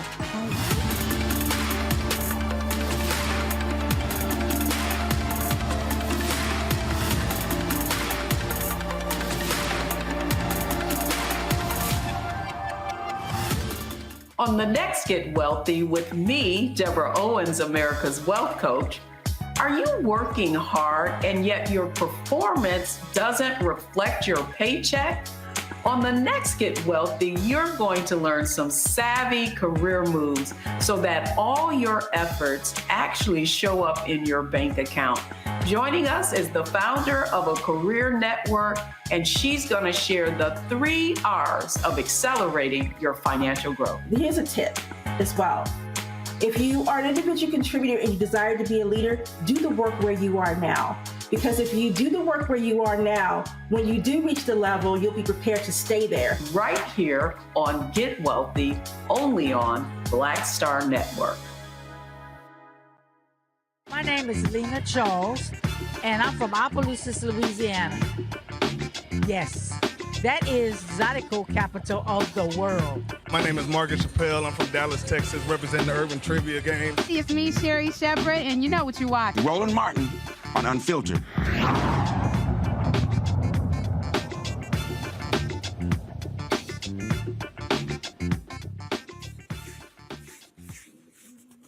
Folks, Vice President Kamala Harris kicked off her Fight for Our Freedoms tour today at Hampton University, a 7-state college tour.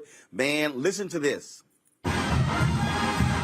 A lot of the young people here voted for the first time in 2020, 2022. Hold up, stop. Hold up, stop. Come back to me. Okay, first of all, y'all, I don't want to play the soundbite yet. I just want to show you what the initial reaction was, okay? Students were absolutely excited to hear from the vice president. That also defies a lot of these people out here who keep saying stuff like, "Ooh, black people are not really excited about Vice President Kamala Harris." I will get to that in a second because Reese has some things to say about people with Ball Alert, The Shade Room, Hollywood Unlocked. She talked about a number of issues with Terrence J. Here is about a 7-minute portion of that conversation. We also restreamed the whole conversation, but check this out.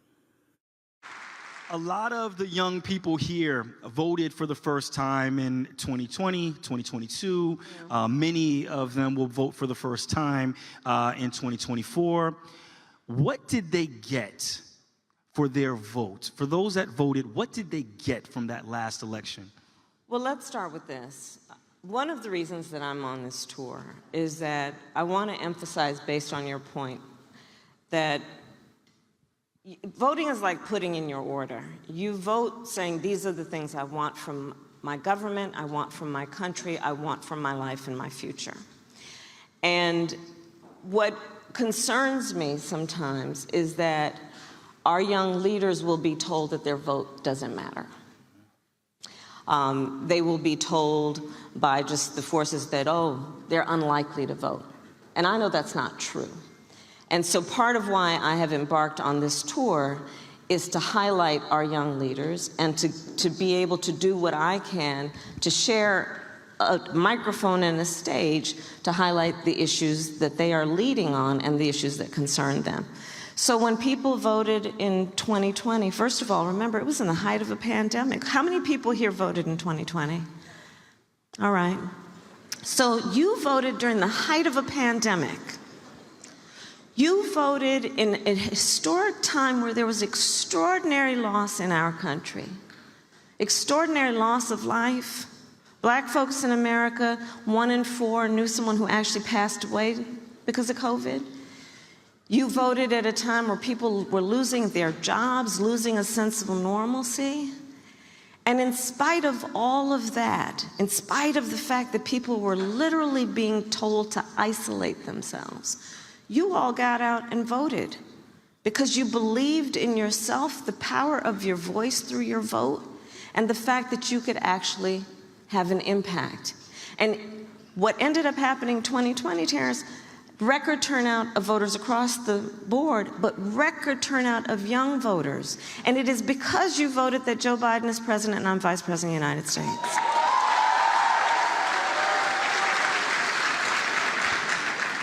But that's not where it begins and ends. You voted and said, we are acutely aware that our entire lives, we have been aware of the climate crisis. You have turned me on to a phrase that so many young leaders have coined, that is to talk about climate anxiety. The fear that our young leaders have about what their future will be.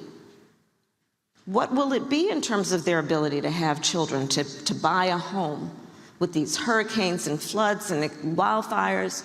And you all voted saying, y'all got to deal with this. And because you did, we have been able to put $1 trillion into an investment that is about climate resilience, adaptation to the crisis, and what we need to do to invest in the clean energy economy. It's because you voted that that happened. Because you voted and said, we need to deal with an issue like lead pipes. Because in too many of our communities, our babies have been drinking toxic water out of these lead pipes. Think Flint and other places around the country. And you said it's about time that needs to be dealt with. Because you voted we are on track to remove all the lead pipes in our nation. Because you voted and said our HBCUs are some of the greatest centers of academic excellence. We have now invested over $7 billion in our HBCUs. Which is unprecedented.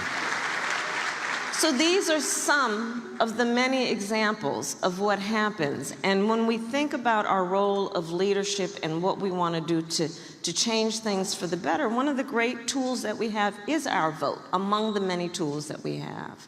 And for anybody that did not vote, the Secret Service wants to have a word with you outside, so we can, I'm just joking.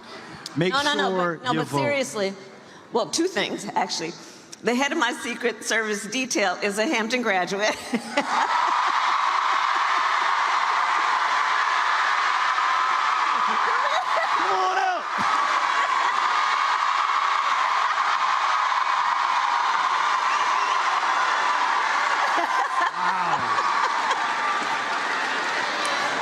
I saw him back there. So you know.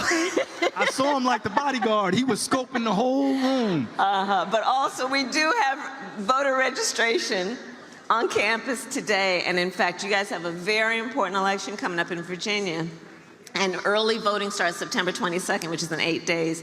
And I would urge everybody who can register to vote here to do so and to make sure that you vote, because there are a lot of big issues on the stake. Absolutely. And, you know, all jokes aside, their vote is under attack. Yeah. There are a lot of communities across the country whose vote is under attack, but specifically young people. Can you talk a little bit about that? I've been traveling our country and the world, but I've been traveling our country, and I will tell you, when I look at what is happening in all of the regions of our country, in different places, I believe there is an intentional, full-on attack against hard-won freedoms and rights. And I'm talking about the freedom to make decisions about your own body and the choices you will make about your future connected with that. The freedom to vote, the freedom to be and love who you love, the freedom to be free from gun violence and the fear of that, the freedom to have opportunity and know that it will be a priority to recognize where there have been historical disparities and to deal with that. The freedoms that are under attack right now in our country are very real. And Hamptonians, we have a particular responsibility to all of the founders, all of the folks who sat here generations before, to protect and defend those freedoms they fought for so hard and are now under attack. And so when I think about a moment like this, I think about it being a call to action and a moment where we recognize that we can never take anything for granted. And it will be incumbent on us to look in the mirror and ask ourselves, well, what are we going to do about it? And I know when I look at who's here, you've already made that decision. You're going to be active and you're going to lead. And that's so important. It's so important. All right, let's talk about this with our panel. No, I'm not going to you first, Reese. No, absolutely not. I'm gonna start with Lauren. Lauren, Josh Barrow has been getting a whole lot of attention. CNN had him on today with Andrew Yang, not a single black person on the panel. And he's written this piece, and he's been joined by a bunch of other white men out there talking about how either Joe Biden should not run for re-election, and if he does run, he should be replacing Kamala Harris as the vice president. And I'm like, y'all stupid. So Barrow literally writes this piece where he says that, well, because Kamala Harris doesn't come from a place with lots of black people, she has no black political base, so therefore they won't lose much by replacing her. I said, and I tweeted at him, this is why you shouldn't listen to white political so-called experts who know nothing about black people. Yeah, I mean, wild stuff. I don't know what they're doing. Isn't it interesting that they sort of made an argument about Joe Biden's age, which is really the thing that is the impotence of the Ignatius column in the Washington Post and the Von Driel column that happened today, and of course Josh Barrow. They made that Kamala Harris's problem. that the president is showing his age is somehow the vice president's problem. And, at the end of the day, Kamala Harris is the most analyzed vice president in American history. I mean, it is incredible to me, the level of analysis, the level of criticism for Kamala Harris. And that is because it's a hit dog hollering type argument. The reason there's analysis is that everybody sees Biden showing his age, and that we know that we have a Republican Party that is post-factual and post-truth and really, post-democracy, openly talking about dismantling democracy. And all of those things converging is what is making, for some reason, Kamala Harris the focus of everything. But obviously, Josh Barrow has no idea what he's talking about. There would be an absolute mutiny in the Democratic Party if the first black vice president of the United States, a woman, were to in some way be displaced, knowing, of course, that the number one voting bloc for the Democratic Party is black women. So I'm not sure how they're going to figure out how to get around this. I'm not sure why we're seeing 3 and 4 opinion columns, 2 in the Washington Post, which has a new op-ed group set up in there. So I'm not sure why they're suddenly focused on Kamala Harris. But that was really strange. The thing that she's doing with the HBCU tour is interesting. One criticism I would have here, unfortunately, for her and the president, is that they are not outlining to me in a most urgent way what we're dealing with here in this country at this historic moment. They have the 2 biggest bullhorns in the country, the president and the vice president.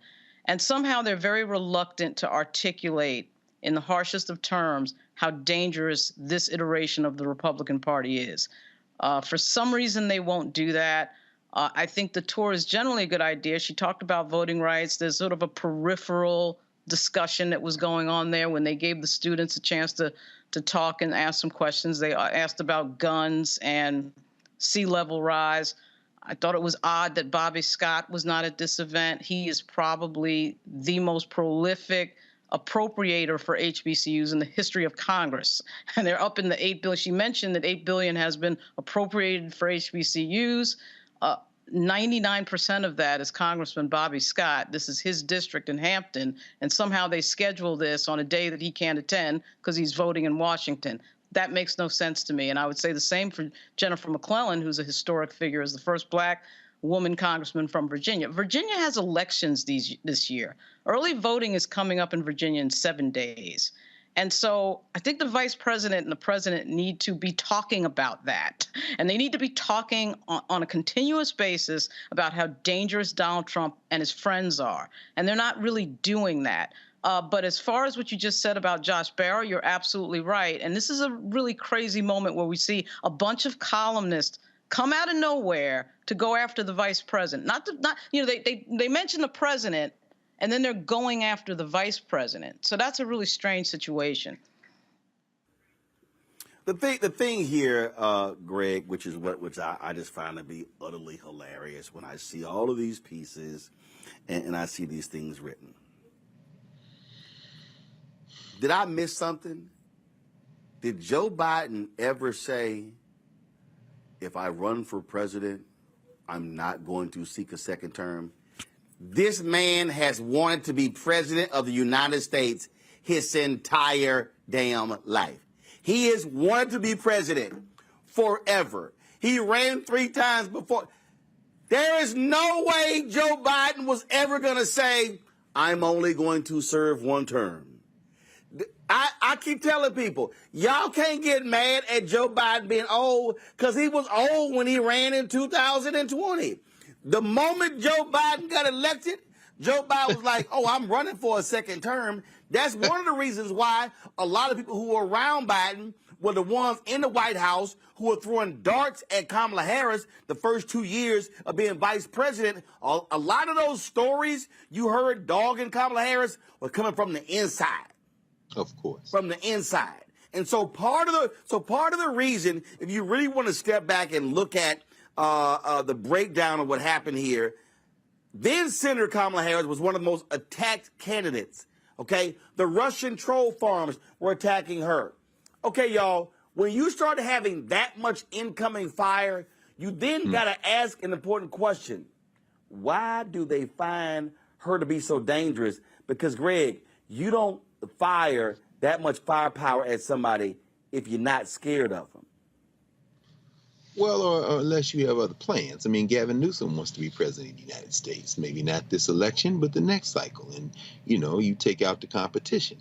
Joe Biden, he's going to limp along as long as he can until, the reelection and beyond. Maybe he gets reelected for a second term, maybe not. But, in this case, Kamala Harris is the hardest working vice president in any memory I can recall, certainly my living memory. And, this kind of harkens back to the last segment when you were talking about fighting. And again, anytime I hear Lauren Victoria Burke, I'm going to learn something. I mean, she just broke down the politics, the inside baseball game. You got the chattering classes, the pundits, clearly sending a flag up the flagpole to see if anybody going to salute at it. Don't think that Joe Biden isn't fully aware of what's going on and that the Democratic operatives aren't fully along.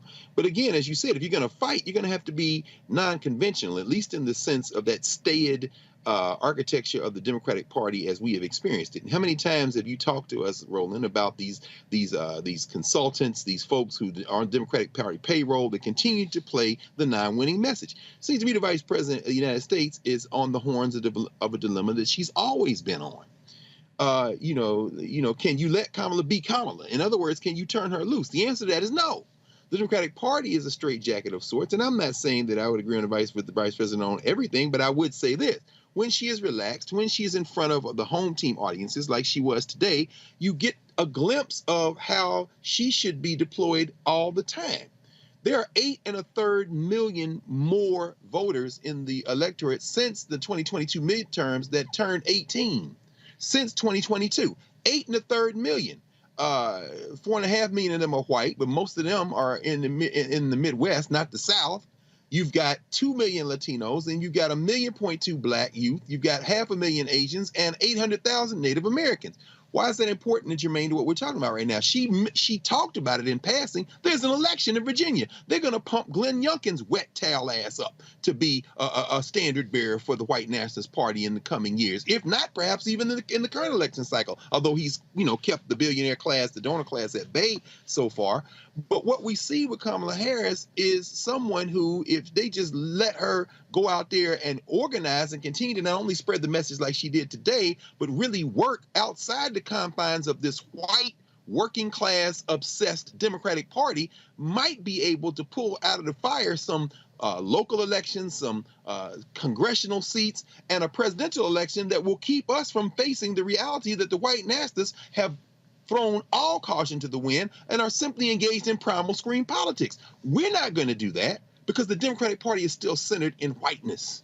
And Kamala Harris is certainly a case study in what happens when a party centered in whiteness attempts to tiptoe around the elephants in the room, and the elephants in this room in this case are white nationalism and the Republican Party. All right, I know you've been just holding your tongue, just waiting to talk, Reese. I saw one of your posts where you had a few words to say, not only to the white political pundit class, but also to the black folks who always hating on the vice president. You mentioned a couple of these black blogs. I mean, this is how crazy some of these people are. I posted a video on my Instagram of the vice president dancing at the hip hop concert. And you had some of these Simple Simons hopping on there. Oh, this is how they trying to get the black vote. And they would just trash her left and right. And I was kind of like, you idiots do know that numerous presidents and vice presidents have hosted numerous concerts with black people, white people, Yo-Yo Ma, country artists, gospel artists. I mean, we can go down the whole line. But oh my goodness, she trying to sit here and use hip hop to get the black vote. And I'm just sitting here going, some of y'all are really just some dumb people. But I think what some of these people do is they take that and then run with it. What you're seeing here with the constant attacks on Vice President Kamala Harris really deals with folk who, again, who are sitting here who want to, as I think Greg said, want to position their candidates. Mm-hmm. Absolutely. I firmly believe, I firmly believe this. I don't think Joe Biden wanted to pick Kamala Harris as his VP. Mm-hmm. I think he wanted to pick that governor in Michigan.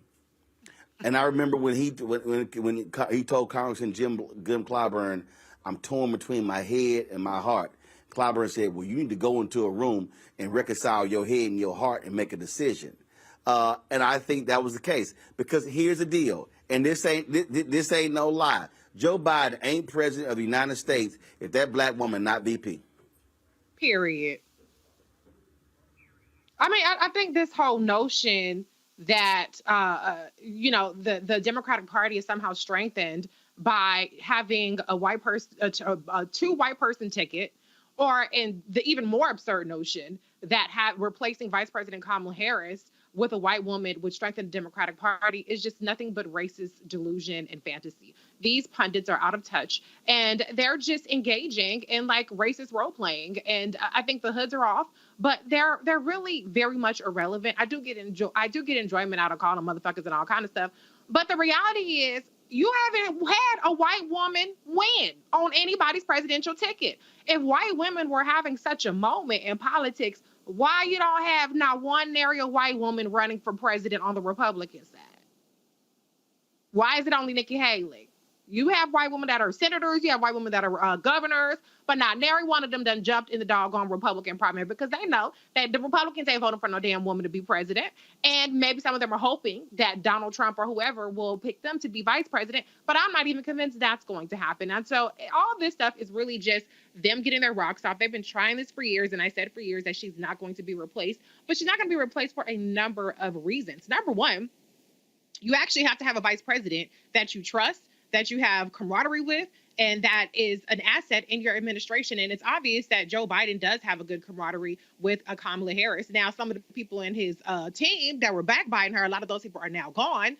But, you don't have a substantive reason. But as I pointed out yesterday, there's actually no data reason behind it. when people are asked who they think should be the vice president, people are sticking with Vice President Kamala Harris. And guess what? White women like Gretchen Whitmore ain't even registering. They're saying if it's not her, then it's Bernie, it's Pete Buttigieg. I haven't even seen Gavin Newsom at the top of that list. And so a lot of this stuff is just people just throwing darts at the water. And to your other point, I do want to say that a big part of this is because of her strength, not because of her weakness. If they really felt like Vice President Kamala Harris, and I'll talk about Republicans as well, was such a drag on the ticket, they would be mute. Because the last thing that they would want anybody to do is take the person that's supposed to be such an anchor off the ticket. And if Joe Biden was such a weak candidate, why isn't nobody else running against him aside from a damn anti-vaxxer and some voodoo or new age healer or whatever the hell Marianne Williamson claims herself to be? Because they know they can't beat Joe. And they know that he's the best option in order to beat in Trump or DeSantis. I'm not saying that because I have any personal affection for him. I'm saying that because he won.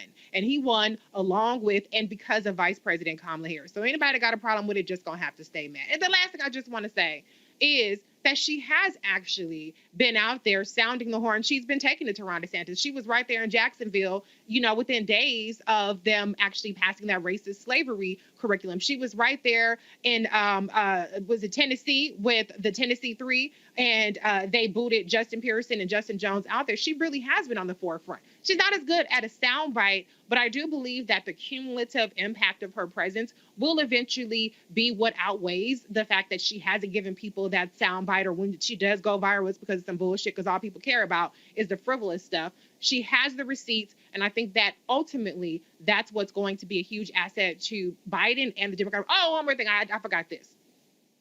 A lot of people talked about Vice President Harris.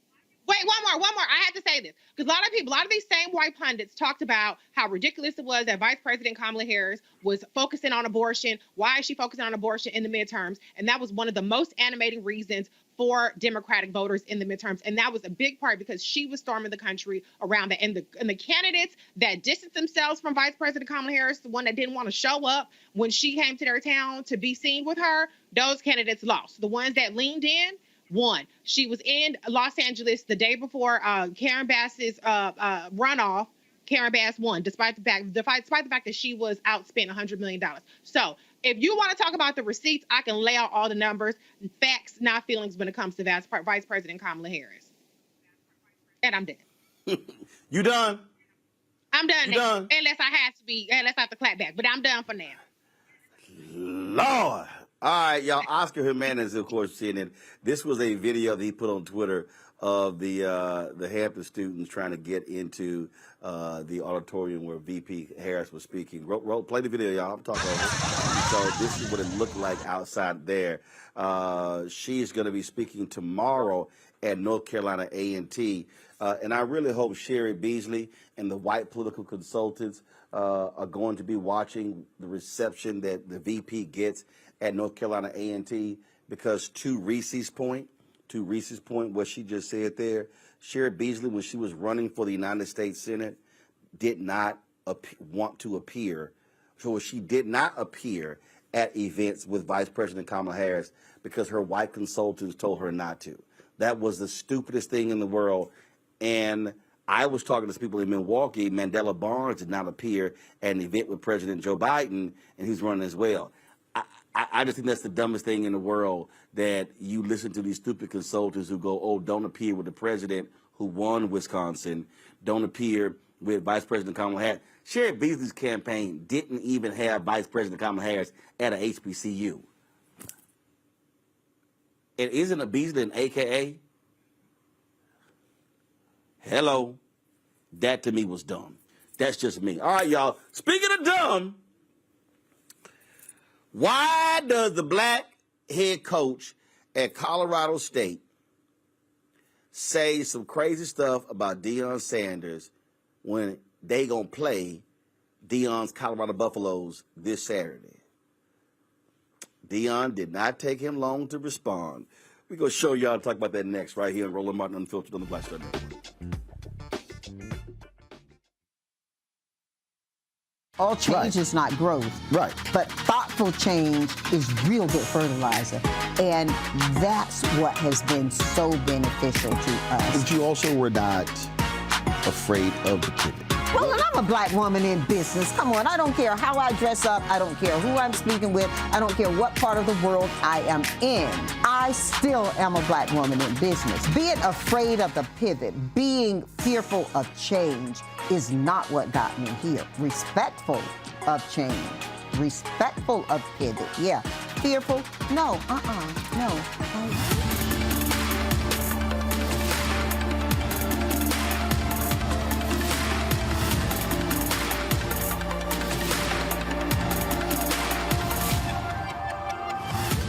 Hatred on the streets, a horrific scene, a white nationalist rally that descended into deadly violence. White people are losing their damn minds. As an angry pro-Trump mob storms the U.S. Capitol, we've seen shootings. We're about to see the rise of what I call white minority resistance. We have seen white folks in this country who simply cannot tolerate black folks voting. I think what we're seeing is the inevitable result of violent denial. This is part of American history. Every time that people of color have made progress, whether real or symbolic, there has been what Carol Anderson at Emory University calls white rage as a backlash. This is the rise of the Proud Boys and the Boogaloo Boys. America, there's going to be more of this. Here's all the Proud Boys, guys. This country is getting increasingly racist in its behaviors and its attitudes because of the fear of white people. The fear that they're taking our jobs, they're taking our resources, they're taking our women. This is white fear.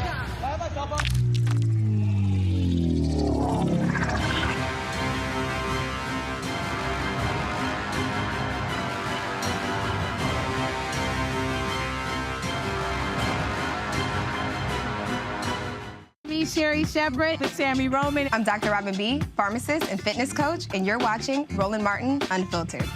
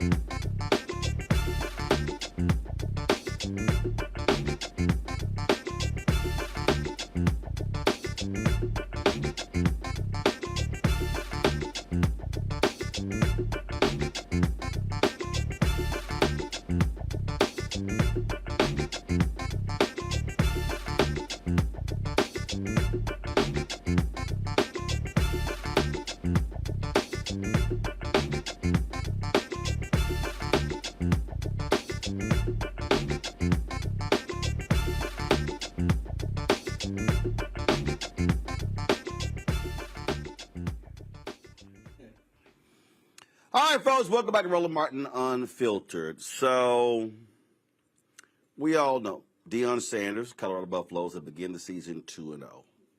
Last week, they played Nebraska. Nebraska head coach Matt Rule had some stuff to say about Deion Sanders. Didn't sit too well with Deion's son. They proceeded to kick the butt of Nebraska Cornhuskers.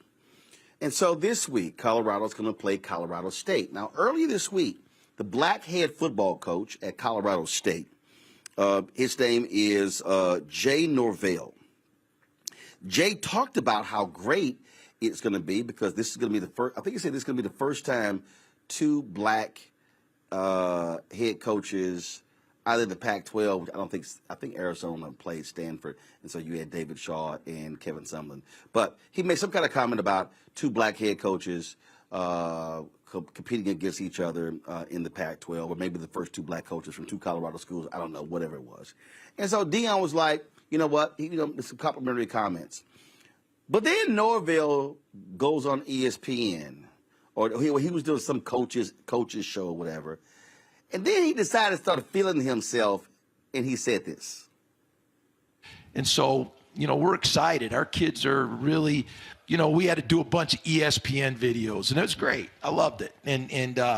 But our kids came out of those videos really with a chip on their shoulder. They're tired of all that stuff. They really are tired of it. And I sat down with ESPN today, and I don't care if they hear it in Boulder. I told them I took my hat off and I took my glasses off, and I said, when I talk to grown-ups, I take my hat and my glasses off. That's what my mother taught me. So, they're not going to like us no matter what we say or do. It doesn't matter, okay? So let's go up there and play. And so that's just how I feel about it. Yeah. And so I don't mean to take over the show, but it's your show. I'm just tired of I'm tired of all that stuff. It's just and I know everybody else is too. Yeah. So let's go play. And we got a bunch of good kids. I told our team there's not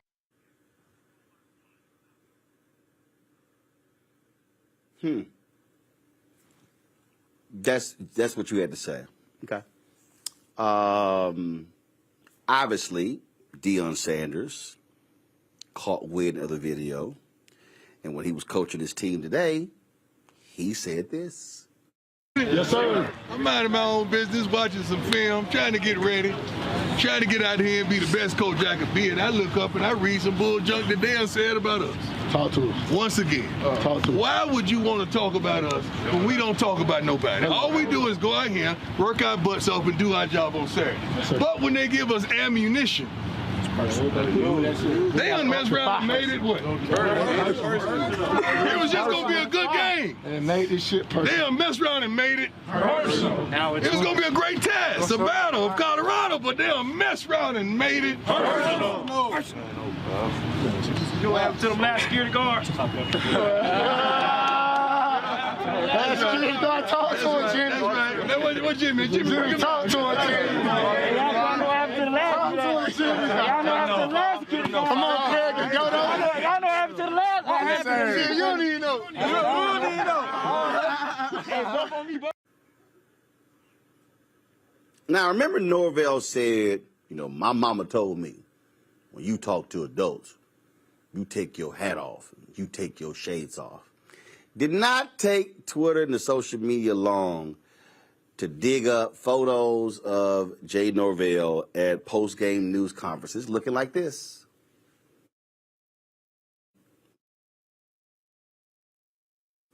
That hat is another visor. So I'm just trying to understand. There we go, visor. So you ain't always removing your hat. Now, let me go back to my panel here. So here's, I think, what you're dealing with here. And actually, I'm going to start with you, Greg. When you start hearing respectability phrases, we all know that there are certain things that are said that appeals to a lot of white folks in terms of how we respond, because we all know we all know what folks say. I remember when Soledad O'Brien told me there was a black exec at CNN who said that I wasn't the right kind of black, and questioned the suit, questioned my attire, the suits that I wore, and didn't like me wearing pinstripe suits. And it's always trying to get us to change our look and how we speak to make white folks more comfortable. And so when I heard that coming from Jay Norvell, and then you throw your mama in, and basically what you're saying is, my black mama raised me right.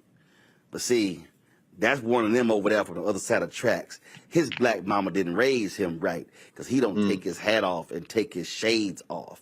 Last year, and he was, Jay Norvell coached at Nevada for 5 years, and he went 33-26. So he was only 5 games over 500. So then he got hired at Colorado State. Last year, Colorado State went 3-9. They opened the season 0-1. So that's the coaching record. That's the coaching record of Jay Norvell. Now, if I pull up right now, Greg, the coaching record of Deion Sanders, and I look at, Jackson State, and then I look at, Colorado. Let's see, Jackson State went 4-3, then 11-2, then 12-1, and now they're 2-0. So he's lost 6 games as a head coach, has won 29 games. Man, don't nobody care about no doggone hat and shades. They judge you based upon wins and losses. And I'm sitting there going like, Jay Norvell, come on, man, you a brother. You know better than that nonsense. I mean, Norvell and Sanders are both black employees of historically plantation college athletics. I really don't have a dog in this fight, Roland. It may not be easy for some folk to hear, but, back in April, the UFC and WWF teamed up to merge and create a $21.4 billion sports entertainment company. I look at plantation-style college athletics the way I look at WWF wrestling. The only people who think that's real are the spectators. And I think Deion Sanders is great for historically plantation college athletics with the cowboy hats and the shades. I saw him walk an old white lady onto the field playing an HBCU song. It wasn't the band playing it, thank God.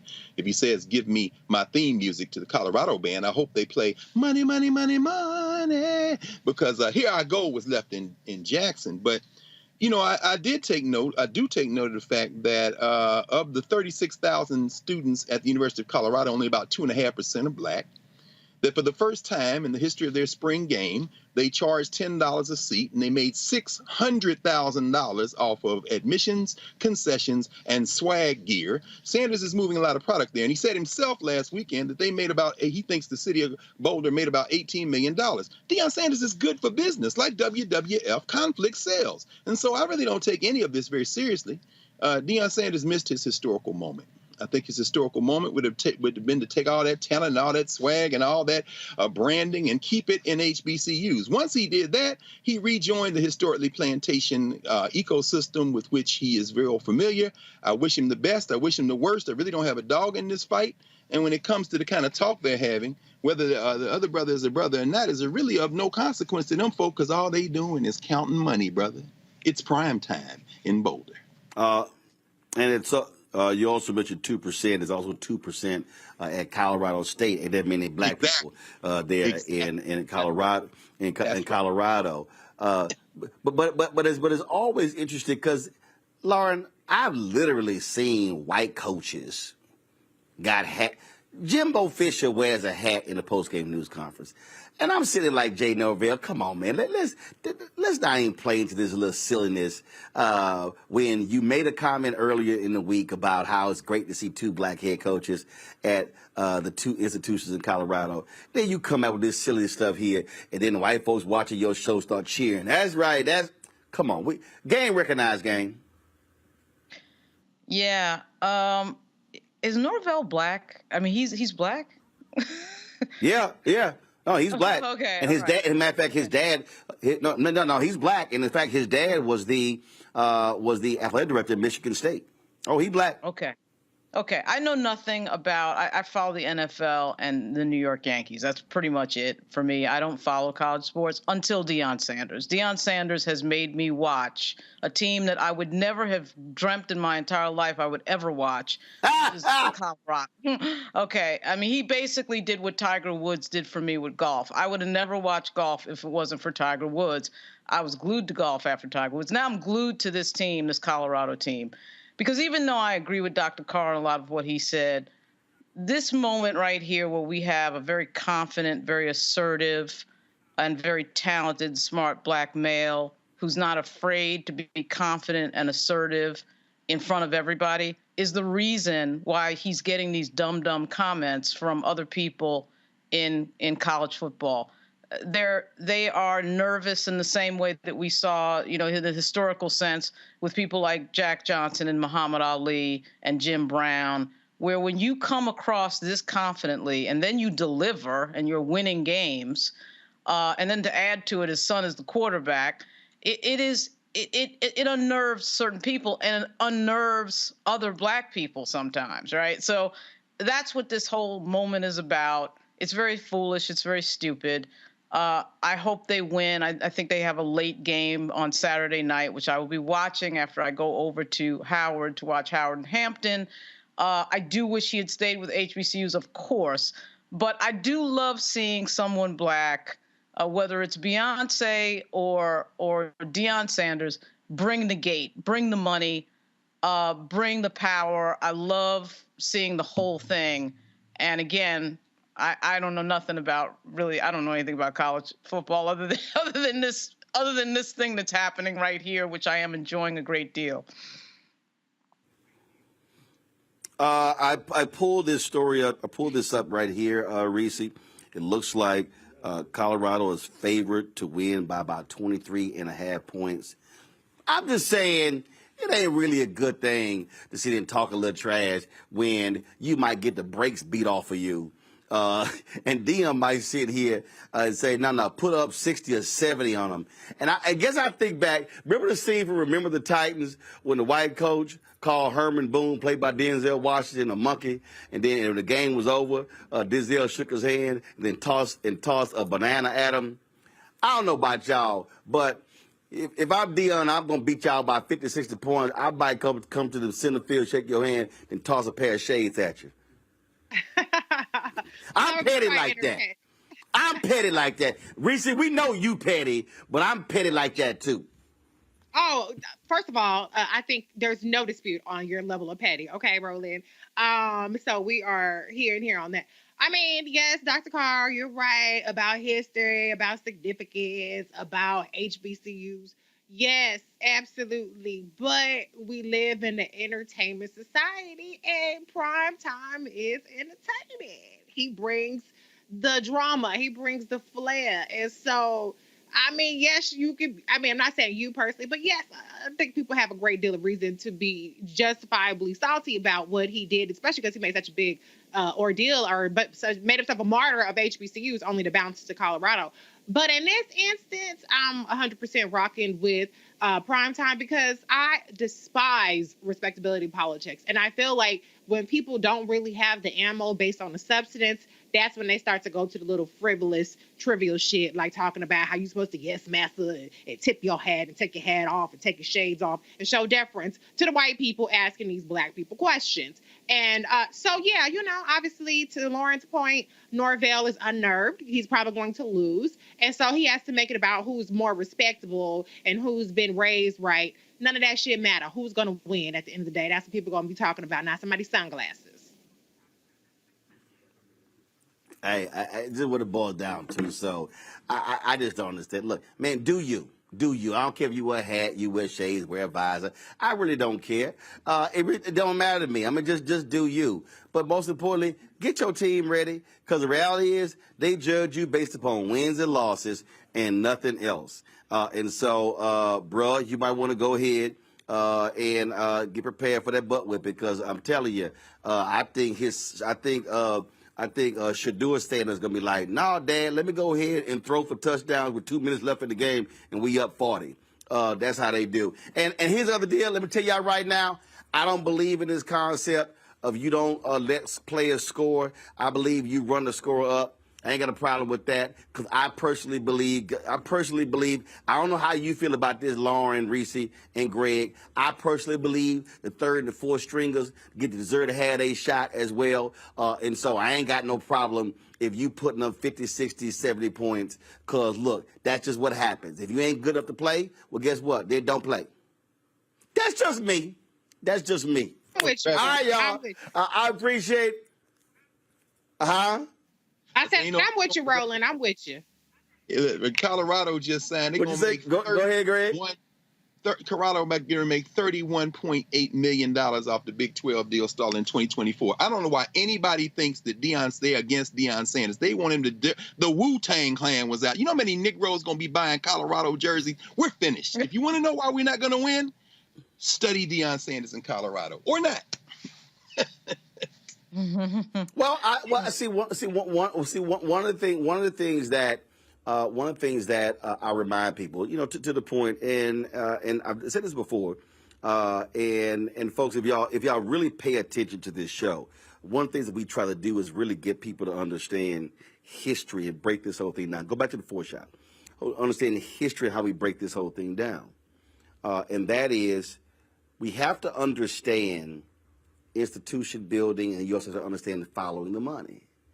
And so when you look at, perfect example, and I understand why we do it, but I think a lot of times we don't actually step back and ask ourselves why we do it.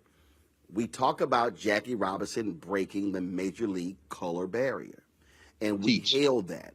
We talk about how that's amazing. But I think people forget, first of all, the great players were in the major leagues. The white money was in, quote, Major League Baseball. They had better stadiums, better lighting, better uniforms, better food, better travel. But when it came to the play, it was better players in the Major League Baseball. Just Google Dizzy Dean, Dizzydean. He often played against Negro League baseball players in the offseason, and he said the better players were there. Now, and these were black players who sometimes played 3 and 4 games in one day. One day. Jackie Robinson leaves. Jackie Robinson was not a star in the Negro League. He was barely there. But Jackie Robinson going to the Negro League actually led to the demise of the Negro League. So we complain about why you don't have any black owners of teams. There were black owners of the Negro League. That's right.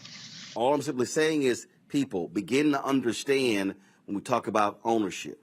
And the reality, and I get it. I totally get it. I totally understand what happens when we talk about mainstream, crossover, and things along those lines. But we also have to understand why it's important to build black institutions and understand the difference. And so I did the segment because the reason I did this segment is because Jay Norvell, a black coach, should know better playing into the respectability hands and how that's going to be received by his white patrons. And so when Jay Norvell criticizes Deion's hat and shades, he's criticizing black swagger. He's criticizing a black man who says, I'm going to come to Colorado and I'm going to have the same swagger I had at Jackson State.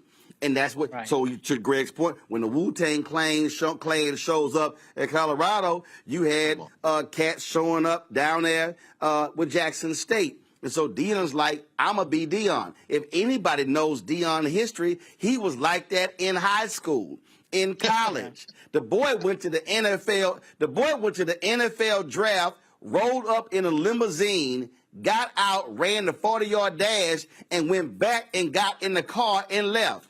He wasn't sitting here working out like the rest of them. He ran the fastest time ever and said, all right, I'm out. That's the whole deal.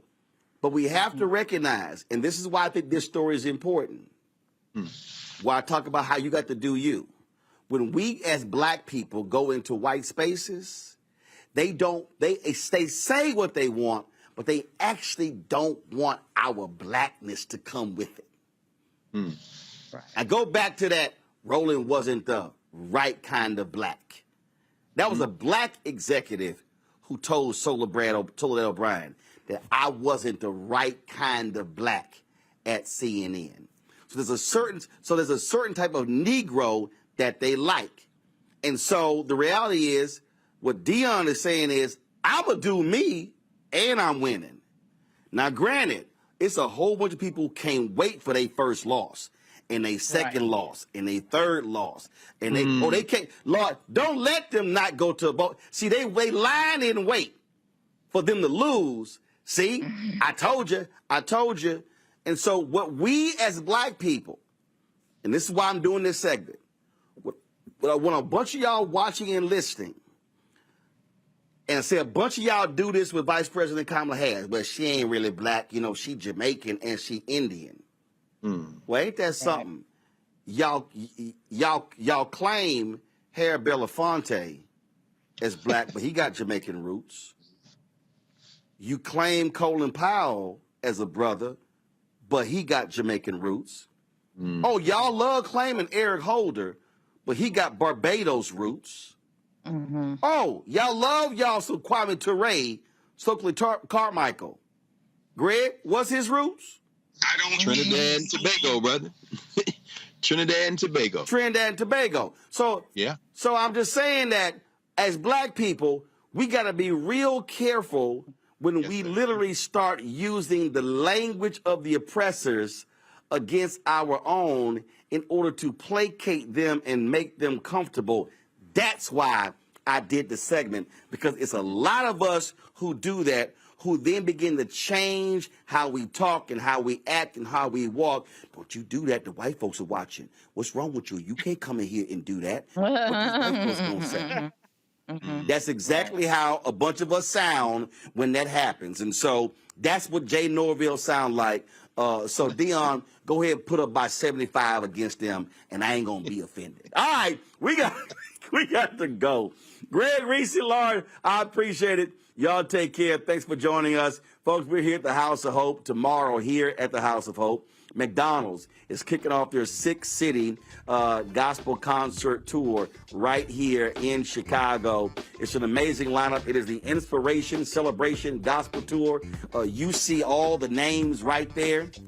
They're all there. Hezekiah Walker, Anthony Brown. You got the Walls family. You got Doe. You got Mike Teasy. I mean, you got some amazing artists. Folks, it's going to be exciting. They're in Chicago Friday, at the Fox Theater in Detroit Saturday. I'm going to be at both locations. Y'all, this is a free event. You can get tickets at blackandpositivelygolden.com. blackandpositivelygolden.com. And so we're looking forward to it. So that's why we're here, and we cannot wait to share some of this with you. Please do us a favor, folks. The content that we do is stuff that you're not getting anywhere else. We appreciate McDonald's being a partner with us, help with this Roland Martin Unfiltered. But y'all, it's a lot of companies out there who don't want to sit here and support black-owned media. And so we want you to understand why giving absolutely matters. We're about $400,000 short. Actually, it's now about $370,000. A lot of y'all have given over the past month. We're about $370,000 short of our goal. And so the goal is to get 20,000 of our fans contributing on average $50 each. That's a year. $4.19 a month, 13 cents a day. Understand, you get 2 hours of this show. You get 2 hours of Faraji Muhammad show. You get 1 hour of Deborah Owens' show. You get Reverend Dr. Jackie Hood Martin's show. You get Dee Barnes' show, Stephanie Humphrey's show. You get Dr. Greg Carr's show. You get my show, Rolling with Roland. Y'all, I got a fitness show I would love to launch. I've got a medical show I would love to launch. I've got a food show with Rock Harper I would love to launch, but the reality is the resources are needed to do those shows. And so your giving is critically important. And so if you give, 20,000 folks give, on average $50 each, that raises $1 million. That, of course, is really important for us. And so please support us in what we do. You can see your check and money order to P.O. Box 57196, Washington, D.C., 20037-0196. Cash App is $RM Unfiltered. PayPal is R Martin Unfiltered. Venmo is RM Unfiltered. Zelle is Roland@RolandSMartin.com. Roland@RolandMartinUnfiltered.com. Be sure, of course, you can also help us as well. And you can download the Black Star Network app. It's available on all platforms: Apple TV, Android TV, Roku, Amazon Fire TV, iPhone, Android phone, Amazon Fire TV, Xbox One, Samsung Smart TV. You can watch us on Amazon News, our 24-hour streaming channels on Amazon News. Simply go to Amazon Fire and pull up the Black Star Network. You can also tell Alexa, play news from the Black Star Network. If you look at Plex TV, you can watch our 24-hour streaming channel on Plex TV as well. Folks, next week, I got a big announcement. 2 of the platforms that they're adding our network. Man, the growth is phenomenal. And so watch us on Plex TV as well. And don't forget to get a copy of my book, White Fear: How the Browning of America is Making White Folks Lose Their Minds. Available at bookstores nationwide. When you buy this book, those proceeds go right back into the show as well. Folks, thanks a bunch. I appreciate it. Thank you very much, Reverend Charlie Dates. Of course, pastor of Salem Baptist Church, the House of Hope. and of course, Reverend James Meeks, who he preceded Charlie Dates. Both of them are in Kenya as well, so I want to thank them. I'm using Reverend Dates' office here at the church, and so we appreciate all of that. Nice office, Doc. Give me the slider shot. I like this here. We got the big screen TV, got the logo in here, so I appreciate it, Reverend Dates. Thanks a bunch. Folks, that's it. I'll see y'all tomorrow right here. Roland Martin Unfiltered, live from Chicago on the Black Star Network. Holla!